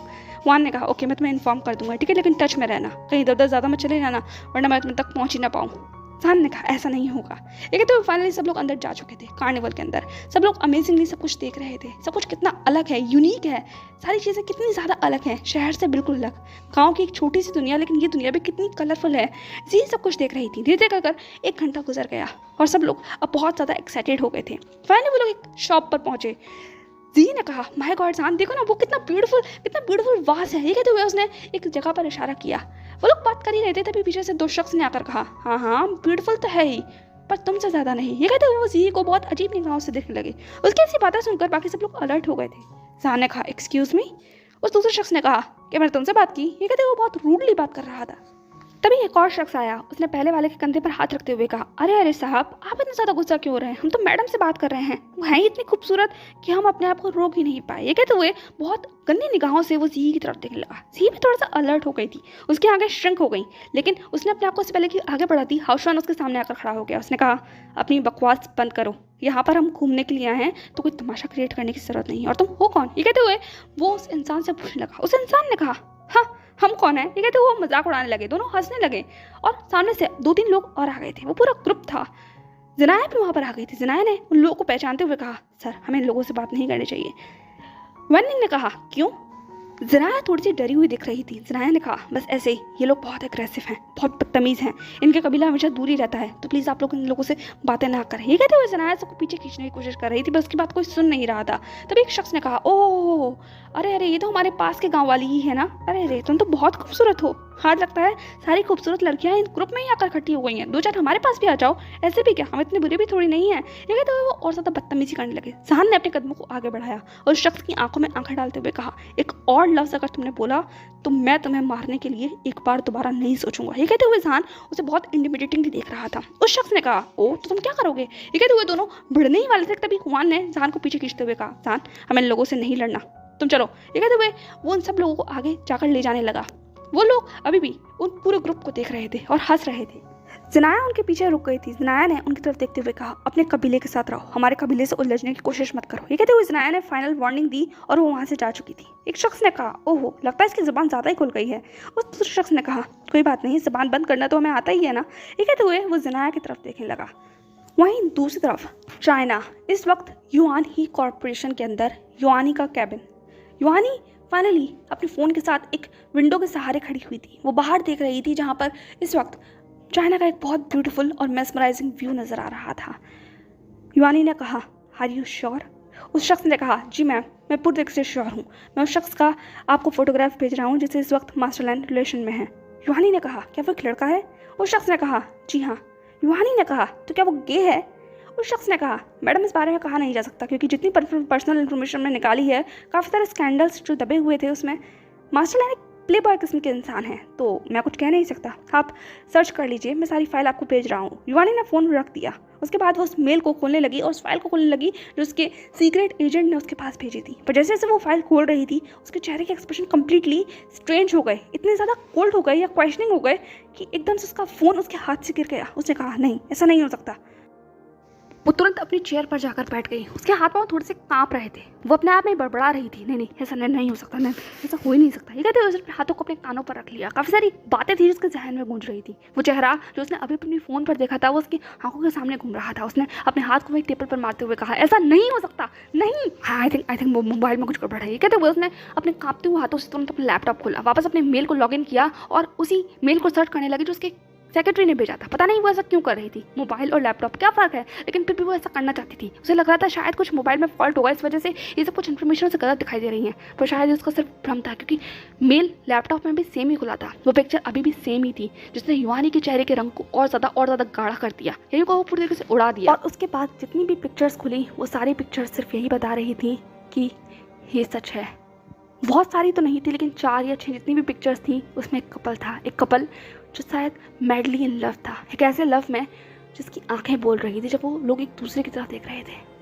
शब्द कहने की ज़रूरत नहीं थी, क्योंकि कोई भी समझ सकता था कि उन दोनों के बीच में कितना ज़्यादा प्यार है। जिस तरीके से वो लोग एक दूसरे को देख रहे थे वो पैशनेट थे, वो एक दूसरे के लिए इंटेंस थे। और ये चीज़ जानी को बहुत ज़्यादा अंदर तक लगभग हिलाकर रखने के लिए काफ़ी थी। उसने सब कुछ अपनी टेबल से फेंकते हुए कहा, नहीं ऐसा नहीं हो सकता। ये कहते वो चीखने लगी। उसकी आवाज़ सुनकर उसकी बाहर बैठी हुई जो सेक्रेटरी थी वो भी तुरंत अंदर आ गई। उसने कहा, मैडम सब कुछ ठीक तो है। ये कहते वो देखने लगी। वहीं दूसरी तरफ युवानी ने ऑलरेडी कैबिन का पूरी तरीके से सत्यानाश कर दिया था। वो भी अपनी जगह पर खड़े होकर गुस्से में कांप रही थी। उसने अपनी सेक्रेटरी की तरफ घूर कर देखते हुए कहा, गेट आउट, इससे पहले मैं तुम्हें जान से मार दूं, मुझे यहाँ कोई भी नहीं चाहिए। कहते हुए उसने कुछ चीज़ अपने हाथ में उठाई और बहुत तेज़ी से अपनी सेक्रेटरी की तरफ फेंकी। वो सेक्रेटरी तुरंत अपनी जान बचाकर वहाँ से भाग चुकी थी। मैडम शायद सच में पागल हो गई हैं। वहीं दूसरी तरफ युवानी ने अपनी चेयर पर बैठते हुए कहा, मैं तुम्हें छोड़ूंगी नहीं जान, नहीं छोड़ूंगी तुम्हें। क्योंकि सामने किसी और का नहीं बल्कि जान और ईबो का फोटोग्राफ था। वो फोटोग्राफ जो शायद जानी के अंदर सब कुछ तोड़ने के लिए या उसके अंदर कैसी नफरत जगाने के लिए काफ़ी था, जो उसकी आंखों में नजर आ रही थी। एकदम से उसे एक पुराना इंसिडेंट याद आया। वो इंसिडेंट जो उस पार्टी में हुआ था जब जानी की मुलाकात जान से हुई थी और जान ने कहा था कि मेरे उस शख्स के करीब जाने की हिम्मत भी मत करना। जब जानी ने खुद अपनी आंखों से देखा था कि जान किसी के तो करीब था, वो एक लड़का ही था। उस इंसिडेंट ने युवानी के चेहरे के सारे रंगों को पूरी तरीके से उड़ा दिया था। उसने कहा, हाँ तो ये सच है, तो ये सच है। ये कहते हुए वो एक लंबी लंबी सांसें लेने लगी। फिर उसके चेहरे पर एक डार्क स्माइल आ गई। उसने कहा, अब मजा आएगा इस खेल का। जान जस्ट वेट एंड वॉच। तुमने मेरी ज़िंदगी तो बर्बाद कर दी, पर मैं अपनी बहन की ज़िंदगी बर्बाद नहीं करने दूंगी। उसे वो मिलेगा जो उसे चाहिए, बस तुम इंतज़ार करो। अगर मैं खुश नहीं रह सकती तो मैं किसी को भी खुश रहने नहीं दूंगी। तुमने मुझे इंसल्ट किया था ना, एक ही चीज़ को तो मैंने प्यार किया था, इतना प्यार किया था कि मैं उसके लिए सब कुछ करने के लिए तैयार थी। पर तुम एक बेगैरत इंसान थे, इतने ज़्यादा हार्टलेस थे कि सब कुछ अपने कदमों के नीचे तहस नहस कर चले गए। पर तुमने एक्सेप्टेंस नहीं दी। अब तुम्हें भी एक्सेप्टेंस नहीं मिलेगी। तुम्हें मिल गया ना अपनी ज़िंदगी का प्यार। तुम्हारे चेहरे को देख कर मैं पढ़ सकती हूँ, सब कुछ पढ़ सकती हूँ। मैं तुम्हें बहुत अच्छे से जानती हूँ और तुम्हारी आँखें बोलती हैं जान। देख पा रही हूँ तुम्हारी आँखों में इस शख्स के लिए प्यार। पर ये बहुत लंबे समय तक नहीं रहेगा। मैं सब कुछ छीन लूँगी तुमसे। अगर तुम मेरे हिस्से में नहीं तो किसी के भी हिस्से में नहीं, और तुम्हारे हिस्से में भी कोई नहीं, क्योंकि वो जगह सिर्फ मेरी थी, मेरी है और मेरी ही रहेगी। मेरी आखिरी सांस तक मेरा नाम तुमसे जुड़ा रहेगा जान। तुमने बहुत कोशिश कर ली इस नाम को मिटाने की, पर एक बार फिर से इतिहास दोहराने का वक्त आ गया है। ये कहते हुए वो उस फोटो की तरफ देखने लगी जिसमें जान का फोटोग्राफ था। वो ब्यूटीफुल फोटोग्राफ जो आज भी युवानी को पूरी तरीके से अपने काबू में करने की हिम्मत रखता था। और वो ऐसी ही लग रही थी, एक बिल्कुल साइकोपैथ की तरह, एक ऑब्सेसिव पर्सन की तरह बस जान को देख रही थी। एक टक बिना पल के झपकाए। उसके चेहरे के एक्सप्रेशन बहुत अजीब थे, ये डरावने थे। उसने तुरंत अपने फ़ोन को वापस उठाया और एक नंबर डायल किया। कुछ देर लगा, लेकिन फाइनली वो कॉल लग चुका था। वो किसी और को नहीं बल्कि लूसी को कॉल लगाया गया था। लूसी ने कहा, दी। वो इस वक्त कॉन्फ्रेंस हॉल में थी, वही कॉन्फ्रेंस हॉल जिसमें वो ईबो के सामने खड़ी हुई थी। और वो फ़ोन कॉल उस कॉन्फ्रेंस हॉल में बजा था। वो उठाना तो नहीं चाहती थी, लेकिन वो जानती थी कि उसकी दी अगर उसे कोई कॉल कर रही है तो वो इम्पोर्टेंट होगा। लूसी ने कहा, दी आपको कोई बात है तो जल्दी कहिए, मैं इस वक्त कॉन्फ्रेंस पे हूँ। ये कहते हुए वो साइड आ गई थी, सबको एक्सक्यूज़ कहकर। युवानी ने कहा, इंपॉर्टेंट है इसीलिए मैंने तुम्हें कॉल किया है। मैं चाहती हूँ कि तुम फर्स्ट प्लान के साथ जाओ। लूसी ने कहा, दी लेकिन मैंने तो आपसे कल ही बात की थी ना कि हम सेकंड प्लान के साथ जाएंगे। मैं यहाँ पर एक इन्वेस्टर की तरह आई हूँ, सिर्फ इन्वेस्टर की तरह। युवानी ने कहा, तुम ये कर रही हो या फिर मैं अपनी इन्वेस्टमेंट वापस ले लूँ। भूलो मत कि कंपनी मेरी है अभी, तुम इसमें सिर्फ एक पार्टनर की तरह हो, क्योंकि सारे डिसीजन मेरे ही हक के हैं। अगर तुमने ऐसा नहीं किया तो मैं सारी इन्वेस्टमेंट वापस ले लूँगी। फिर तुम अपने फ्रेंड के लिए कुछ नहीं कर पाओगी या अपने लवर के लिए कुछ नहीं कर पाओगी। सोच लो। Choice is yours. ये कहते हुए उसने फ़ोन काट दिया था। लूसी एकदम से कांप गई। वो बहुत देर तक अपनी जगह पर ऐसे ही खड़ी रही। फिर उसके बाद उसने ईबो की तरफ देखा जो ऑलरेडी उन सब के बीच में घिरा हुआ खड़ा था। उसके चेहरे की वो डर, वो एक्सप्रेशन लूसी पढ़ सकती थी। लूसी ने कहा मुझे ये करना ही होगा। ये कहते हुए वो फाइनली वहाँ पर आगे आ गई थी। उसने सबकी तरफ देखते हुए कहा जेंटलमैन, शायद सबसे पहले मुझे अपने आप को इंट्रोड्यूस करना चाहिए। सो जेंटलमैन, आई एम जाओ लूशी, डॉटर ऑफ जाओ रू। जाओ रू का नाम बताने की ज़रूरत किसी को भी नहीं थी क्योंकि सब जानते थे। एक शख्स ने कहा तो तुम युहानी कॉरपोरेशन से हो। और दूसरा आदमी ने कहा तुम। लूशी ने कहा हाँ, मैं युहानी कॉरपोरेशन से हूँ और वो सीईओ मेरी सिस्टर हैं, मेरी एल्डर सिस्टर, और मैं उन्हीं के बिहाफ पर युहान कॉरपोरेशन से यहाँ पर आई हूँ। क्या मुझे और कुछ बताने की ज़रूरत है? इसके बाद कुछ कहने की ज़रूरत ही नहीं थी। वो अपनी सीट पर बैठ चुकी थी और बाकी सब भी बैठ गए और पेशेंटली वेट करने लगे। लीगल टीम ने एक एक फाइल सबकी टेबल पर रख दी थी। सब लोग पढ़ने लगे। एक शख्स ने कहा आप इन्वेस्ट करना चाहती हैं? ये बात सुनकर एकदम से ही वो चौंक गया। वो लूसी की तरफ देखने लगा पर लूसी की निगाहें सामने थी। वहीं वो भी चौंक गया था क्योंकि जो इन्फॉर्मेशन लूसी ने दी थी वो उसके पैरों के नीचे से भी ज़मीन खींचने के लिए काफ़ी थी। उसने कितनी बार कांटेक्ट करने की कोशिश की थी युहानी कॉरपोरेशन से, पर वहाँ से कोई जवाब ही नहीं आया था। सब लोग प्रोजेक्ट से होकर इस सिचुएशन को देख रहे थे, लेकिन इस वक्त कमांड में कोई था तो वो थी लूसी। लूसी ने कहा मैं चाहती हूँ आप लोग इस फाइल को पढ़ें, हमारे एग्रीमेंट को पढ़ें, टर्म एंड कंडीशन को पढ़ें। इसके बाद सब लोग शांत होकर पढ़ने लगे। वहीं दूसरी तरफ ईबो ने लूसी की तरफ देखते हुए कहा लूसी तुम क्या कर रही हो? लूसी ने ईबो की तरफ देखते हुए कहा मैं क्या कर रही हूँ? मैं तो तुम्हारी हेल्प कर रही हूँ सिर्फ। ईबो, इस वक्त तुम्हें हमारी ज़रूरत है, so just keep quiet and watch the show. मैं चाहती हूँ कि तुम इस सब चीज़ में मेरा साथ दो प्लीज़। बस जो मैं कहूँ उस चीज़ के लिए हाँ में हाँ भर देना। मैं बाद में तुम्हें सब कुछ क्लियर कर दूंगी, प्लीज़ अभी इस वक्त ये सब कुछ इंपॉर्टेंट है। ये कहते हुए वो उससे पहले कि आगे कुछ भी कहती एक शख्स ने कहा तो आप इसका मतलब? ये कहते हुए वो शख्स कंप्लीटली शॉक नजर आ रहा था। लूसी अपनी जगह से खड़ी हो गई। लीगल टीम भी खड़ी हो गई थी। उसके लॉयर ने कहा जी हाँ, जो आप पढ़ रहे हैं वो बिल्कुल ठीक है। पीछे खड़े हुए सेक्रेटरी वो भी कंप्लीट शॉक्ड हो गए थे। वो बस ईबो को और लूसी को देखने लगे। उनके मन में सिर्फ एक ही सवाल चल रहा था, ये कब हुआ? क्योंकि वो जो फाइल पढ़ रहे थे और जो कुछ भी उसमें लिखा हुआ था वो चीज़ उनके दिल की धड़कन को रोकने के लिए काफ़ी थी। उनके हाथ एकदम से कस गए। ईबो को समझ नहीं आ रहा था क्योंकि सबके एक्सप्रेशन एकदम से चेंज हो गए थे। सब ईबो को इतने शौक से देख रहे थे कि वो कुछ भी नहीं समझ पा रहा था। उसने कहा सेक्रेटरी वो, इससे पहले कि वो आगे कुछ भी कहता उस शख्स ने कहा तो इसका मतलब आप लोग कपल हैं, आप इनकी फियांसे हैं? ये कहते हुए जैसे ही बात कही गई ईबो की तरह से लगभग पूरी दुनिया हिल गई थी। वो कांप गया था अपनी जगह पर खड़ा हुआ। वो बस शॉकिंगली लूसी की तरफ देख रहा था। उसने कहा व्हाट? पर इससे पहले कि वो आगे कुछ भी कहता लूसी ने ईबो का हाथ पकड़ लिया और उसकी तरफ देखते हुए कहा मैंने कहा ना शांत रहो, मैं बाद में तुम्हें सब कुछ क्लियर करूंगी। लूसी ने इसके बाद अपने सामने खड़े हुए शख्स की तरफ निगाहें की और कहा जी हाँ, ये बिल्कुल सच है। मैं और मिस्टर लैन हम लोग फियांसे हैं और टू बी वाइफ हूँ मैं उनकी, तो उनके बिहाफ पर मैं सब कुछ ऑफिशियल कर रही हूँ और हम लोग इन्वेस्ट कर रहे हैं। शायद अब किसी को भी कोई प्रॉब्लम नहीं होगी। युहानी कॉरपोरेशन पूरी तरीके से लीगली भी और पर्सनली भी लैन कॉरपोरेशन को सपोर्ट करेगा और ये सपोर्ट बहुत पहले ही हो चुका था। डील बहुत पहले ही साइन हो चुकी थी, बस ऑफिशियल आज की गई है। मिस्टर लैन इस वक्त बहुत ज़्यादा क्रिटिकल कंडीशन में है और मैं उन्हें सपोर्ट करना चाहती हूँ उनकी डॉटर इन लॉ होने के नाते। ये कहते हुए उसने फाइनली अब जाकर ईबो की तरफ देखा था। है ना स्वीटहार्ट? ये कहते हुए वो मुस्कुराने लगी और ईबो को तो सब कुछ कड़वा लग रहा था। उसके जहन में दिल उसका बहुत तेज़ी के साथ धड़क रहा था। नहीं ये सब कुछ नहीं हो सकता। पर इससे पहले कि वो आगे कुछ भी कहता वो ने ईबो के कंधे पर हाथ रखते हुए कहा प्लीज़ मिस्टर लैन शांत हो जाइए। ये कहते हुए उसने ईबो को शांत कर दिया और ईबो चुप हो गया क्योंकि वो आगे कुछ कह ही नहीं पाया। फाइनली अब सब लोग जो उसके ऊपर आर्ग्यूमेंट कर रहे थे, सवाल उठा रहे थे, वो अब सब शांत हो चुके थे। सब लोग इंटरेस्ट दिखा रहे थे, कंडीशंस को पढ़ रहे थे और लूसी सब कुछ हैंडल कर रही थी। उसकी लीगल टीम ने पूरा चार्ज ले लिया था। अब ईबो को लोग अलग निगाहों से देख रहे थे और ये चीज़ ईबो ने कहीं ना कहीं महसूस कर ली थी। वो मीटिंग लगभग 4 घंटे तक चली और 4 घंटे के बाद फाइनली जैसे ही वो मीटिंग खत्म हुई सब लोग इन्वेस्टमेंट के लिए तैयार हो चुके थे, अपने अपने शेयर्स को रखने के लिए तैयार हो चुके थे क्योंकि बहुत बड़ा इन्वेस्टर उस कंपनी में इन्वेस्ट कर रहा था। युहान कॉरपोरेशन, लैन कॉरपोरेशन, ये पार्टनरशिप एक फ्यूचर दे रही थी। वो फ्यूचर जो इसमें अश्योरेंस था और अब किसी को भी कोई भी ऑब्जेक्शन था ही नहीं।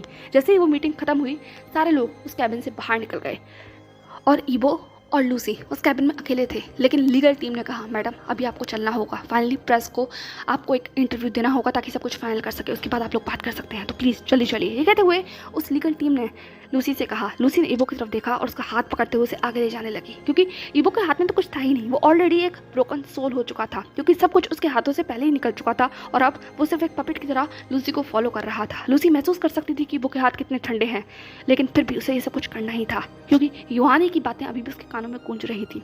उसने प्रेस की तरफ देखा। बहुत सारे लोग सामने खड़े हुए थे और वो लोग एक कपल की तरह खड़े हुए थे। ईबो कुछ भी नहीं कह रहा था, वो सिर्फ शांति से उसके बगल में खड़ा हुआ था। सेक्रेटरी वो भी खड़ा हुआ था। लूसी ने माइक पर कहा, hello gentleman, I am sorry, हमारी तरफ से आपको इतना इंतजार करना पड़ा। ये कहते हुए उसने मीडिया को ग्रीट किया। मीडिया भी कम्प्लीटली तैयार हो चुकी थी पोजीशन लेने के लिए। सब लोग उसे ग्रीट करने लगे, क्वेश्चंस पूछने लगे, सवाल पूछने लगे, फोटोज क्लिक हो रहे थे, क्योंकि हेडलाइन मिल चुकी थी। युआन कॉर्पोरेशन और लैंड कॉर्पोरेशन अब एक लीगल नहीं पर्सनल तौर पर भी एक दूसरे से कनेक्ट हो रहे हैं। एक रिपोर्टर ने पूछा, मैम क्या ये सच है? क्या आप लोग सच में एक कपल हैं? लूसी ने मुस्कुराते हुए ईबो को अपनी तरफ खींचते हुए कहा, जी हाँ, हम एक कपल हैं, है ना ईबो? ये कहते हुए वो ईबो की तरफ देखने लगी। ईबो ने लूसी की तरफ देखा, फिर सामने देखा जहाँ पर सब लोग उसे क्वेश्चनिंग गेज से देख रहे थे। उसे क्या कहना चाहिए? वो ने कहा, प्लीज़ सर कहिए, कंफर्म कीजिए, क्योंकि अभी हमें ज़रूरत है इस चीज़ की। मास्टर लैंड के बारे में सोचिए। ये जैसे ही कहा ईबो ने अपने कड़वे मन से कहा, उसने सिर्फ यही कहा था, इसके आगे उसने कुछ भी नहीं कहा। लूसी ने पूरी कॉन्फ्रेंस को हैंडल किया और ईबो वहाँ ऐसे ही बैठा रहा। उसके जहन में बहुत कुछ चल रहा था। फाइनली 2 घंटे तक वो कॉन्फ्रेंस चली। बहुत सारे सवाल पूछे गए रिपोर्टर्स की तरफ से, जिन्हें जवाब देना ज़रूरी था ताकि सब लोगों को पता चल सके कि लैंड कॉर्पोरेशन अकेला नहीं है, उसे सपोर्ट मिल चुका है। जैसे ही सब कुछ खत्म हुआ, अब जाकर कहीं ईबो और लूसी अकेले थे। ईबो सिर्फ लूसी को घूर रहा था। लूसी ने कहा, आई एम सॉरी। ये कहते हुए वो सर झुकाकर ईबो के सामने खड़ी हो चुकी थी। वो लोग एक कैबिन में अकेले थे। ईबो ने कहा, क्यों, ऐसा क्यों किया तुमने? लूसी ने कहा, ये सब कुछ मैंने तुम्हारे लिए किया। ये कहते हुए वो ईबो की तरफ देखने लगी। उसने अपने कदमों को आगे बढ़ाया, लेकिन ईबो ने तुरंत अपने कदम पीछे खींच लिए। ईबो ने कहा, नो लूसी, ये सब कुछ ठीक नहीं है। तुम जानती हो ना कि हम लोग उस तरीके से कभी, पर इससे पहले कि ईबो कुछ भी कहता, लूसी ने एक ईबो का हाथ पकड़ लिया। उसने कहा, मैं जानती हूँ। ईबो ने कहा, फिर क्यों तुमने ऐसा किया? ये कहते हुए उसने अपना हाथ पीछे खींच लिया था। लूसी ने कहा, क्योंकि मेरे पास और कोई चॉइस नहीं थी। तुम्हारे पास भी और कोई चॉइस नहीं थी। ईबो ने कहा, चॉइस थी लूसी, अगर तुम इन्वेस्ट कर देती बिना ये सब कुछ झूठ बोले। ये सब कुछ झूठ है। मैं और तुम कभी इम्पॉसिबल है ये। मेरे पास एक शख्स है जिससे मैं बहुत प्यार करता हूँ और उसके अलावा मैं किसी और को अपनी लाइफ में नहीं देख सकता, बिल्कुल भी नहीं। ये कहते हुए ईबो तुरंत मुड़ चुका था। वो रो रहा था, वो काँप रहा था और लूसी ये देखकर पूरी तरह से टूट चुकी थी। उसके मन में एक कड़वाहट थी। वो जानती थी, सब कुछ जानती थी, लेकिन फिर भी पता नहीं क्यों, पर वो क्या करे। उसने अपने कदमों को आगे बढ़ाया, ईबो के कंधे पर हाथ रखते हुए कहा, मैं जानती हूँ और मैं सब कुछ संभाल लूँगी ईबो। मैं जानती हूँ कि तुम किसी से प्यार करते हो और मैं उस शख्स को तुमसे दूर नहीं करूँगी। मैं सिर्फ ये सब कुछ तुम्हारी हेल्प के लिए कर रही हूँ। अगर हम लोग ऐसे करेंगे तो कंपनी की पोजीशन स्ट्रांग हो जाएगी। इन्वेस्टर्स वापस आ जाएंगे जो लोग बाहर चले गए हैं, क्योंकि यूहानी कॉर्पोरेशन लैंड कॉर्पोरेशन से जुड़ चुका है और हमारा ये रिलेशनशिप लोगों को मोटिवेट करेगा कंपनी में सपोर्ट करने के लिए। सब कुछ मैंने तुम्हारे लिए किया है, टेम्पररी है, इसके बाद सब कुछ नॉर्मल हो जाएगा। ईबो ने कहा, कैसे? मीडिया में खबर फैल चुकी है कि मैं और तुम रिलेशन में हैं, शादी करने वाले हैं, और अब तुमसे मना कैसे करोगी? हम लोग बैक ऑफ कैसे करेंगे? आखिर ये सब कुछ तुमने क्यों किया? मुझे बताना तो चाहिए था। लूसी ने कहा, आई एम सॉरी। हैंड टाइम पर सब कुछ डिसाइड हुआ क्योंकि रिपोर्ट बहुत ख़राब थी, दी ने मुझे बताया। ईबो ने कहा, मैं अब क्या करूँ? ये कहते हुए वहीं चेयर पर बैठ चुका था। लूसी भी नीचे जाकर बैठ गई। उसके कदमों में उसका हाथ लेते हुए कहा, मेरे ऊपर ट्रस्ट करो ईबो, आई स्वेयर तुम्हारी पोजीशन को मैं कोई भी खतरा आने नहीं दूंगी।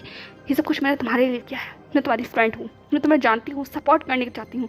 बस सिर्फ एक बार ट्रस्ट कर लो मुझ पर, मुझे कुछ वक्त का समय दे दो, उसके बाद हम सब लोग क्लियर कर देंगे। ईबो ने लगभग मजाक उड़ाते हुए कहा, क्लियर कर दोगे? क्लियर कर दोगी क्या?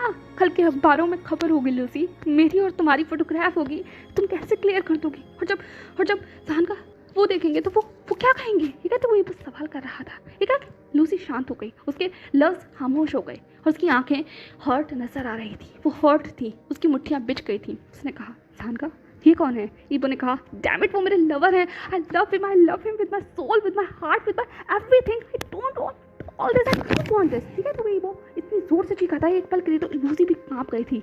कुछ पल के लिए वहाँ पर ऐसे ही शांति पसरी रही। ईबो रोता रहा और लूसी देखती रही। वो हर्ट थी, वो भी दुखी थी, बहुत परेशान थी। एक शख्स जिसे वो प्यार कर दिया इतना, उसे किसी दूसरे शख्स के लिए तड़पते हुए देखकर, लड़ते हुए देखकर लूसी क्या महसूस कर रही थी ये शायद बताना मुश्किल था, लेकिन फिर भी उसने अपने आप को कंट्रोल करते हुए कहा, जो भी तुम्हारा लवर है मैं उससे बात करूँगी। ईबो ने कहा, क्या? लूसी ने कहा, मैं उनसे बात करूँगी, मैं उन्हें समझाऊंगी, बताऊंगी, और अगर वो सच में तुमसे प्यार करते हैं तो वो कंडीशन समझेंगे। मैं उन्हें पूरी तरीके से अश्योर करूँगी कि हमारा जो ये रिश्ता है सिर्फ कुछ दिनों के लिए है। इसके बाद मैं खुद मीडिया में आकर कहूँगी कि मैं इस रिश्ते को तोड़ रही हूँ। अगर तुम चाहो तो मैं किसी पेपर पर साइन कर भी तुम्हें दे सकती हूँ। तुम अश्योर रहो। ईबो ने कहा, आर यू श्योर? तुम बात करोगी? लूसी ने कहा, 3 महीने के बाद मैं खुद इस इंगेजमेंट से बैक ऑफ कर जाऊंगी और कह दूंगी कि मैं किसी और से प्यार करने लगी। सब कुछ मैं अपने कंधे पर ले लूँगी। ईबो, तुम फ्री हो जाओगे। बस सिर्फ मैं तुम्हारे लिए सब कुछ करना चाहती हूँ। ईबो ने कहा, पर क्यों? लूसी ने कुछ देर तक ईबो की तरफ देखा। ईबो के चेहरे पर आंसू थे, वो कांप रहा था। ईबो ने दोबारा अपने सवाल को दोहराते हुए कहा, क्यों कर रही हो लूसी ऐसा? मेरे लिए क्यों? लूसी कुछ देर तक ईबो के चेहरे की तरफ ऐसे ही देखती रही, ऐसे ही। फिर उसने एक कदम आगे बढ़ाया, ईबो के कंधे पर हाथ रखते हुए कहा, इस बारे में मैं तुम्हें फिर कभी जवाब दूंगी, पर अभी सिर्फ इतना सुन लो, तुम मेरे बेस्ट फ्रेंड हो और मैं अपने फ्रेंड के लिए सब कुछ कर रही हूँ। क्या इतना काफ़ी है? ठीक है। तो वो ईबो की तरफ देखने लगी। ईबो को कुछ समझ नहीं आया, पर लूसी ने ईबो को हक कर लिया और ईबो ने बिना कुछ सोचे समझे शायद हक करना ज़रूरी समझा, क्योंकि वो इस वक्त एक हक चाहता था। वो कांप रहा था, अंदर से टूटा हुआ था, पर लूसी उसे सपोर्ट कर रही थी।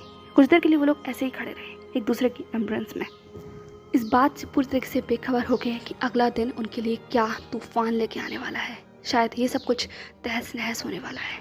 ईबो ने कहा, आई ट्रस्ट यू, प्लीज़ इसे ब्रेक मत करना। लूसी ने कहा, कभी भी नहीं। वहीं दूसरी तरफ अब शाम हो चुकी थी। कार्निवल में सब लोग बहुत थक गए थे। जान, जीही, हाओशुआन, सब लोग बहुत ज़्यादा खुश थे। सबके चेहरे के ऊपर मुस्कुराहट थी। हाओशुआन ने कहा, माय गॉड, आज तो मज़ा ही आ गया। ये कहते हुए वो लोग एक जगह पर आकर बैठ चुके थे।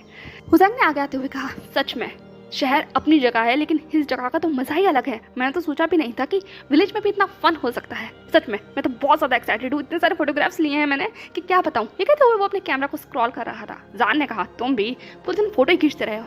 हुजैंग ने कहा, वो तो खींच नहीं थे, आखिर मैं ये सब कुछ ईबो को भेजूंगा, उसने मुझसे कहा था कार्निवल के लिए। ईबो का जिक्र सुनकर सब शांत हो गए। जान ने कहा था, उसे इस कार्निवल में आना था, बहुत बहुत विश कर रहा था यहाँ आने की। आई होप वो यहाँ आ पाता। ये कहते हुए जहान सामने कहीं देखने लगा। जी ने उसके कंधे पर हाथ रखते हुए कहा, कोई बात नहीं, हम शहर में किसी कार्निवल में चलेंगे। वैसे भी बीजिंग में काफ़ी सारे कार्निवल होते रहते हैं, डोंट वरी। यहाँ नहीं आ पाया, कोई बात नहीं जान, उसका वहाँ जाना ज़रूरी था। ये कहते हुए जी समझा रही थी। जान ने कहा, ये कहते हुए वो लोग बातें करने लगे। कुछ वक्त ऐसे ही गुजर गया। तभी एकदम से जान ने कहा, एक मिनट, जनाया जनाया कहाँ है? वो तो हमारे साथ ही थी ना। ये कहते हुए वो इधर उधर देखने लगा। जी भी इधर उधर देखने लगी। हाओशुआन ने कहा, हाँ जनाया कहाँ है? वो तो हमारे साथ ही थी। वेनिंग ने कहा, हाँ वो हमारे साथ थी, लेकिन शायद वो किसी स्टॉल पर रुक गई थी, किसी से बात कर रही थी। जान ने कहा, आर यू श्योर? वेनिंग ने कहा, हाँ मैं श्योर तो नहीं हूँ, लेकिन वो बात तो किसी से कर रही थी, शायद किसी विलेजर से, हो सकता है उसकी फ्रेंड हो। ये कहते हुए वो कहने लगा। जान ने कहा, होप सो, शायद वो किसी काम से चली गई हो। जान ने कहा, नहीं नहीं, हम उसे ऐसे नहीं छोड़ सकते, हमें पता तो करना ही होगा। हाओशुआन ने कहा, हाँ पता करना होगा, वैसे भी यहाँ के लोग ठीक नहीं हैं। ये कहते हुए वो इंसिडेंट उन्हें याद आ गया था जो कुछ देर पहले उनके साथ हुआ था। जी ने कहा, जान तुम चिंता मत करो, तुम हुआन सर के पास जाओ, मैं जनाया को ढूंढती हूँ, यहीं कहीं होगी, किसी से बात कर रही होगी। जान ने कहा, लेकिन मैं जी ने कहा, लेकिन विकिन कुछ नहीं, तुम जाओ, मैसेज आ चुका है, हुआन सर तुम्हें बुला रहे हैं, मैं जनाया को ढूंढ लूँगी, ओके। ये कहते हुए फाइनली उसने जान को वहाँ से भेज दिया था। जान जाना तो नहीं चाहता था, लेकिन वो चला गया।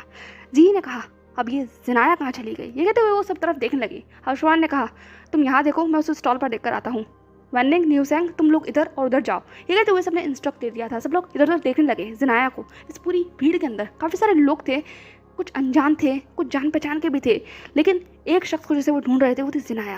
काफ़ी लंबा समय गुजर गया। वहीं दूसरी तरफ जान अब कॉन्फ्रेंस रूम में आ चुका था, वो रूम जहाँ पर काफ़ी सारे लोग बैठे हुए थे जो उसे इंस्पेक्ट करने वाले। हुआन ने जान की थीसिस को उस इंपॉर्टेंट टीम के सामने रख दिया था। वो टीम जो हायर ऑफिशियल्स की तरफ से आई थी, WHO की तरफ से आई थी, रिकॉग्निशन की तरफ से आई थी, जो इंटरनेशनल कमेटी में या मेडिकल कमेटी में जान का नाम इस वक्त इंश्योर करेगी। कुछ देर तक वो लोग ऐसे ही उस थीसिस को पढ़ते रहे। सब लोग पढ़ रहे थे, डिस्कस कर रहे थे, और जान कम्प्लीटली थोड़ा डरा हुआ वहान के बगल में बैठा हुआ था। वहान ने कहा, डोंट वरी, सब कुछ ठीक हो जाएगा। जान ने कहा, पता नहीं सर, बस कुछ नर्वसनेस हो रही है। ये कहते हुए उसने अपने गोल्डन फ्रेम को ठीक किया। वो लोग पढ़ते रहे। उसके बाद उस फाइल को बंद करते हुए कहा, तो मिस्टर शाओ जान, यही नाम है ना तुम्हारा? ये कहते हुए उसने जान की तरफ देखा। जान ने कहा, विजान शाओ।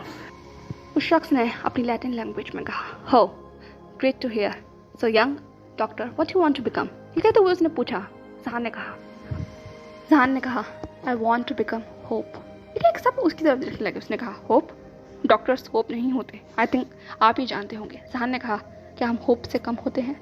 जब एक पेशेंट एक स्ट्रेचर पर अपना दम तोड़ रहा होता है, तो क्या वो हमें होप से नहीं देखता, तो मैं बस वही होप बनना चाहता हूँ और हो सके तो एक अश्योरेंस बनना चाहता हूँ जो लोगों को, जो सारे पेशेंट को ये तसल्ली दे सके कि हाँ, अगर मैं हूँ तो मैं उन्हें बचा सकता हूँ, उन्हें उस मुकाम पर पहुँचा सकता हूँ जहाँ वो जाना चाहते हैं। मैं किसी परिवार को टूटते हुए नहीं देखना चाहता, किसी को तड़पते हुए नहीं देखना चाहता, क्योंकि वो दर्द बहुत बुरा होता है। किसी को मरते हुए देखना शायद ज़िंदगी में सबसे बुरा होता है। ये कहते हुए जान कहीं खो चुका था अपनी दुनिया में। लोग उसे देख रहे थे, उसके अचीवमेंट्स को, उसकी डिग्री को, उसके रिजल्ट्स को, उसकी मेहनत को, जो कुछ भी उसने इतने कम सालों में की थी, वो सब कुछ पढ़ रहे थे। वान भी उनसे डिस्कस कर रहा था और जान कहीं अपने जहन में खो चुका था। लगभग 1 घंटे तक वो डिस्कशन ऐसे ही चलता रहा और फाइनली जैसे वो डिस्कशन ख़त्म हुआ, सारी टीम बहुत खुश थी जहान से, उसकी जवाब से, उसके माइंड ऑफ प्रेजेंस से, उसकी नॉलेज से, जो नॉलेज ने शेयर की थी, जिस तरीके से उसने उस कैंप के बारे में, उस वायरस के बारे में लोगों को बताया था। सब लोग बहुत ज़्यादा इंस्पायर थे उससे। एक शख्स ने जान के कंधे पर हाथ रखते हुए कहा, तुम सच में एक ट्रू टैलेंट हो, एक यंग टैलेंट। और इस टैलेंट की हमारे फील्ड में बहुत ज़रूरत है, मेहनत करना कभी मत छोड़ना। जान ने मुस्कुराते हुए कहा, जी सर। दूसरे शख्स ने भी जान को कॉन्ग्रेचुलेट करते हुए कहा, तुम ये सब कुछ करने वाले शायद सबसे यंगेस्ट पर्सन हो, तो अपने इस अचीवमेंट को संभाल कर रखना।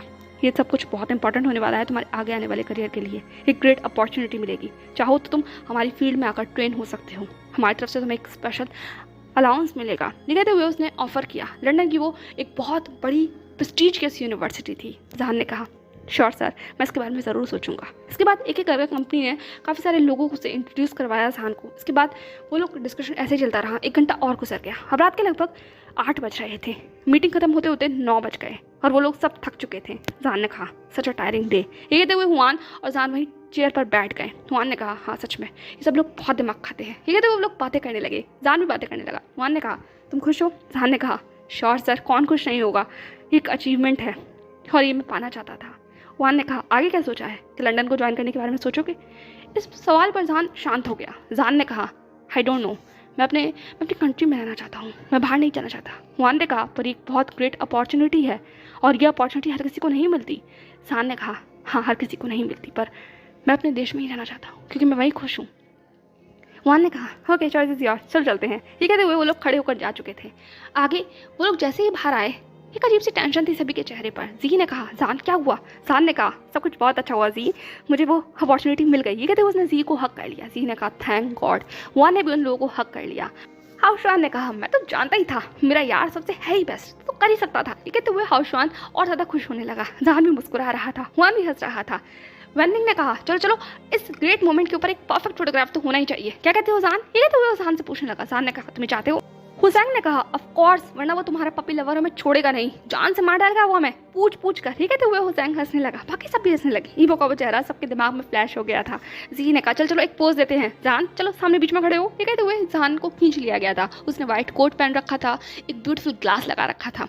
वान भी खड़ा हुआ था, पर इससे पहले कि वो आगे फोटो क्लिक कर पाते, वो टीम भी वहाँ पर आ गई थी जिससे जान को इंस्पेक्ट किया था। उस टीम ने कहा, अगर आप लोग चाहें तो क्या हम लोग आपके साथ शामिल हो सकते हैं? ये कहते हुए उस यंग डॉक्टर ने जान की तरफ देखते हुए उसे अप्रोच किया। जान ने कहा, श्योर सर, प्लीज़, ये हमारे लिए एक ऑनर की बात होगी। वान ने भी उन लोगों से बात करके उनको टीम में शामिल कर लिया था। हुसैन ने फोटो को सेट किया और अब सब सामने खड़े हो चुके थे। फाइनली 5 की गिनती के ऊपर फोटो क्लिक हो गया था। एक परफेक्ट फोटोग्राफ जो कि फाइल के अंदर और शायद हेडलाइन के अंदर भी कल छपने वाला था। उस डॉक्टर ने कहा, ये हमारी टीम के लिए भी है, प्लीज़ इस फोटो को हमें दे दीजिएगा ताकि हम लोग अपने इंटरनेशनल फोटोग्राफ के पोडियम पर इसको लगा सकें। हुसैन ने कहा, डेफिनेटली सर। इसके बाद वो लोग सब लोग वहाँ से जा चुके थे। जान भी आगे बढ़ रहा था, जी भी इसके साथ चल रही थी, वान चल रहा था, हाउसवान चल रहा था। एक एक जान ने रुक कर पूछा, जनाया उसका क्या हुआ, क्या वो मिल गई? ये कहते हुए वो जी की तरफ देखने लगा। जिनाया का जिक्र सुनकर एक सब शांत हो गए थे। सबके अंदर एक डर था। जी ने मुट्ठियों को पीछते हुए कहा, हाँ वो मिल गई। जान ने कहा, तो तुम इतना हड़बड़ा क्यों रही हो? हाउसवान ने तुरंत सिचुएशन को संभालते हुए कहा, वो बस इसलिए थोड़ा सा हड़बड़ा गई क्योंकि तुमने सवाल एकदम से पूछ लिया ना। जिनाया मिल गई, वो बस अपनी टीम के साथ जा चुकी है, मतलब विलेजर्स के साथ जा चुकी है। जान ने कहा, ठीक है, मैं तो डर के आया था, पता नहीं कहाँ गायब हो गई, वो हमारी रिस्पॉन्सिबिलिटी थी ना, इसीलिए चलो हम चलते हैं यहाँ से। ये कहते हुए जान आगे बढ़ गया। जी और हाउसवान पीछे रुक गए थे। जी ने कहा, हमें से झूठ नहीं बोलना चाहिए था। हाउसवान ने कहा, तो तुम मुझे बताना चाहती हो और उसकी सारी एक्साइटमेंट खत्म करना चाहती हूँ? वो लौट फ्रॉड करी होगी अपने साथ। यहाँ पर बहुत सारे लोग हैं जो उसे जानते थे, और हम लोग कौन है उसके लिए? वो लोग हमारे साथ इसलिए थे सिर्फ ताकि वो हम लोग को सपोर्ट कर सके, और जब उसने देखा कि हम लोग उसके बगैर भी इंजॉय कर सकते हैं तो वो बस चली गई होगी। तुम तो टेंशन मत लो। ये कहते हुए हाउसवान जी को समझा रहा था। जी कन्वेंस तो नहीं होना चाहती थी, लेकिन फिर वो कन्वेंस हो ही गई। सब लोग वापस अपनी जगह लौट चुके थे। जी ने कहा, जान हम जल्दी लौट जाएंगे। जान ने कहा, हाँ अगले हफ्ते हम लोग यहाँ से लौट जाएंगे। फाइनली सब लोग बातें करते हुए थक हार कर 2 घंटे के बाद अपने बंकर में पहुंच चुके थे, उस बेड पर जिसके लिए वो लोग सबसे ज़्यादा इंतजार कर रहे थे। कार्निवल, जहान की वो मीटिंग, उसके बाद सब लोग बहुत ज़्यादा एग्जॉस्ट हो चुके थे, और बेड पर लेटते के साथ ही कितने तो सो गए इस बारे में ख्याल भी नहीं था। लेकिन जहान को नींद नहीं आ रही थी। वो बार बार टॉस एंड टर्न कर रहा था, मन में बहुत कुछ चल रहा था, लेकिन वो एक्साइटमेंट, नर्वसनेस कहीं ना कहीं एक नाम पर आकर ठहर गई, हिबो। ये कहते हुए उसने एकदम से अपना हाथ अपनी नेक पर लेकर गया, उस लॉकेट के ऊपर जो उसकी जान था, पर एकदम से वो कांप गया जब वो लॉकेट उसकी गर्दन में कहीं भी नहीं था। उसने उस लॉकेट को अपनी हर जगह ढूंढा, बेड पर, इधर उधर, लेकिन वो लॉकेट कहीं नहीं था। जान ने कहा, लॉकेट कहाँ गया? ये कहते हुए वो इधर देखने लगा। जान का दिल एकदम से कांप गया था, वो डर गया था। वो चेन उससे अलग कैसे हो सकती है? ये कहते हुए डर से तुरंत अपने बंकर से उतर गया और इधर देखने लगा। ज़मीन पर, वहीं पास में रखे हुए शेल्फ पर एकदम से इस आवाज़ को सुनकर बगल में लेटा हुआ जो साथी था उसका, उसने कहा, एक्सक्यूज़ मी, आप क्या कर रहे हैं? ज़ाहर एकदम से रुक गया। उसने कहा, क्या? उसने कहा, आप क्या कर रहे हैं? खटपट क्यों कर रहे हैं? प्लीज़ सो जाइए ना, ऑलरेडी बहुत रात हो चुकी है और सब थके हुए हैं। ये कहते हुए एक एक कर सब कहने लगे। जान ने कहा, हाँ मैं सो रहा हूँ। ये कहते वो फाइनली अपने बंकर में आकर लेट चुका था। जान ने कहा, हो सकता है वो शायद कॉटेज में हो। हाँ वो कॉटेज में ही होगी। आज मैं बंकर में सोया हूँ ना, मैं भी यहाँ क्यों ढूंढ रहा था, ज़रूर कॉटेज में होगी, कहीं गिर गई होगी। ये कहते हुए जान बहुत डर कर लेट चुका था, खुद को सुकेड़ कर। वो चेन जैसे दूर हुई थी, ऐसा लग रहा था जैसे बहुत कुछ दूर हो गया है। जान ने एक लंबी सांस लेते हुए कहा, आखिर सब कुछ इतना दूर क्यों हो रहा है? इतना पास होते हुए भी सुकून क्यों नहीं है? ये कहते हुए उसने आंखें बंद कर ली। एक आंसू लुढ़क गया था, और देखते ही देखते थकावट ने उसके ऊपर अपना असर दिखाना शुरू किया, और कुछ देर के बाद वो सो गया उस नींद में जो शायद अगले दिन का तूफान उसे ओढ़े खड़ी हुई थी।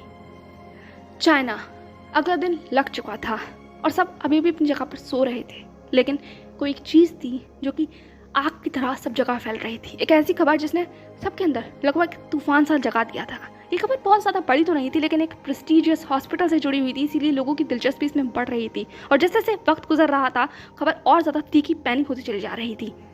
पर मीडिया 2 जगह बटी हुई थी। एक वो मीडिया थी जो सिर्फ इस वक्त लैन कॉर्पोरेशन और युआन कॉर्पोरेशन की उस कोलैबोरेशन को दिखा रही थी, वहीं दूसरी तरफ एक मीडिया वो थी जो इस वक्त एक बहुत बड़े प्रेस्टीजियस हॉस्पिटल, दाफन वैली हॉस्पिटल का जो स्कैंडल बाहर आया था उसे दिखा रही थी। सवाल तीखा, साफ और कड़वा था, कैसे दाफन वैली हॉस्पिटल लोगों के साथ इस तरीके से खिलवाड़ कर सकती है? क्या पेशेंट अब अपने डॉक्टर के पास भी सेफ नहीं है? कैसे दाफन वैली हॉस्पिटल एक इस तरीके के इंसान को अपनी टीम में शामिल कर सकता है, उसे डॉक्टर बना सकता है जो ऑलरेडी एक रेपिस्ट है? A doctor who is rapist is acceptable? ये क्वेश्चन पूछा जा रहा था। सवाल इतना ज़्यादा भयानक था और उससे भी ज़्यादा इस तरीके से उछाला जा रहा था कि लोग तोड़ मरोड़ के उस स्कैंडल को बाहर लेकर आ रहे थे। खबर शायद कितनी भी पुरानी हो, पर लोगों का इंटरेस्ट पूरी तरीके से अपनी तरफ खींच रही थी। Murder, rapist, young doctor scandal, ये सारे हैशटैग थे जो इस वक्त ट्रेंड कर रहे थे। और वहीं दूसरी तरफ इस सब बातों से बेखबर इबो इस वक्त अपने उस चैम्बर में सो रहा था, बेड पर। वो ऑलरेडी बहुत थका हुआ था। कल सब कुछ जो कुछ भी हुआ था उसने कम्प्लीटली उसे ड्रेन कर लिया था। चैंग हॉस्पिटल में था क्योंकि लैन में हुआ की कंडीशन बहुत ज़्यादा ख़राब हो चुकी थी। डॉक्टर्स कुछ भी नहीं समझ पा रहे थे। जेयू को कम्प्लीटली अपने हाथ खड़े करने पर तैयार थे। चैंग ने पेशेंटली वेट किया, कंडीशन को संभाला, और लेकिन जब इबो को कॉल डायल करने की कोशिश की क्योंकि उससे लगा था मीटिंग खत्म हो चुकी होगी, पर इबो ने कॉल उठाया ही नहीं। रात से उसका फ़ोन बंद जा रहा है और चैंग अब परेशान हो चुका है। डॉक्टर जवाब मांग रहे हैं और वो क्या जवाब दे? वो लगातार कॉल डायल कर रहा था। सुबह के लगभग 9 बज रहे थे और चैंग लगातार एक ही बात बोल रहा था, come on damn it, call उठाओ, मैं क्या करूं? ये कहते हुए उसने फाइनली कॉल एंड कर दिया। उसके बाद उसने कहा, हाँ सेक्रेटरी वो, उन्हें कॉल डायल करना चाहिए। ये कहते हुए वो डायल करने ही वाला था कि तभी उसकी नज़रें सामने चलती हुई इस न्यूज़ पर आकर जिससे ठहर गई। सामने फ्लैश हो रहा था, लैन कॉर्पोरेशन और युआन कॉर्पोरेशन की यंग हायर्स इस वक्त एक बहुत ब्यूटीफुल रिलेशनशिप में जुड़ चुके हैं। यीबो एंड लूसी का फोटोग्राफ था जिसके नीचे लिखा हुआ था, what a beautiful pair, engagement announcement.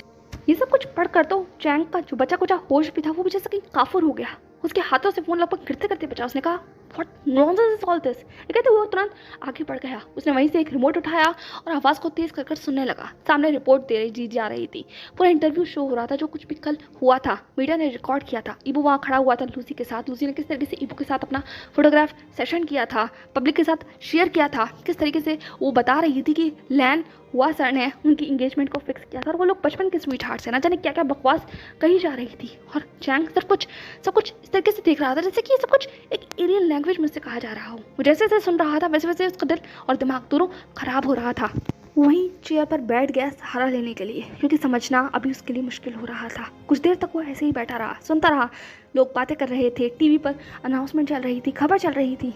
और लगभग 15 से 20 मिनट के बाद उसने फिर कांपते हुए हाथों से फ़ोन बाहर निकाला और मीडिया सर्च करने लगा, सर्वर पर स्क्रॉल करने लगा।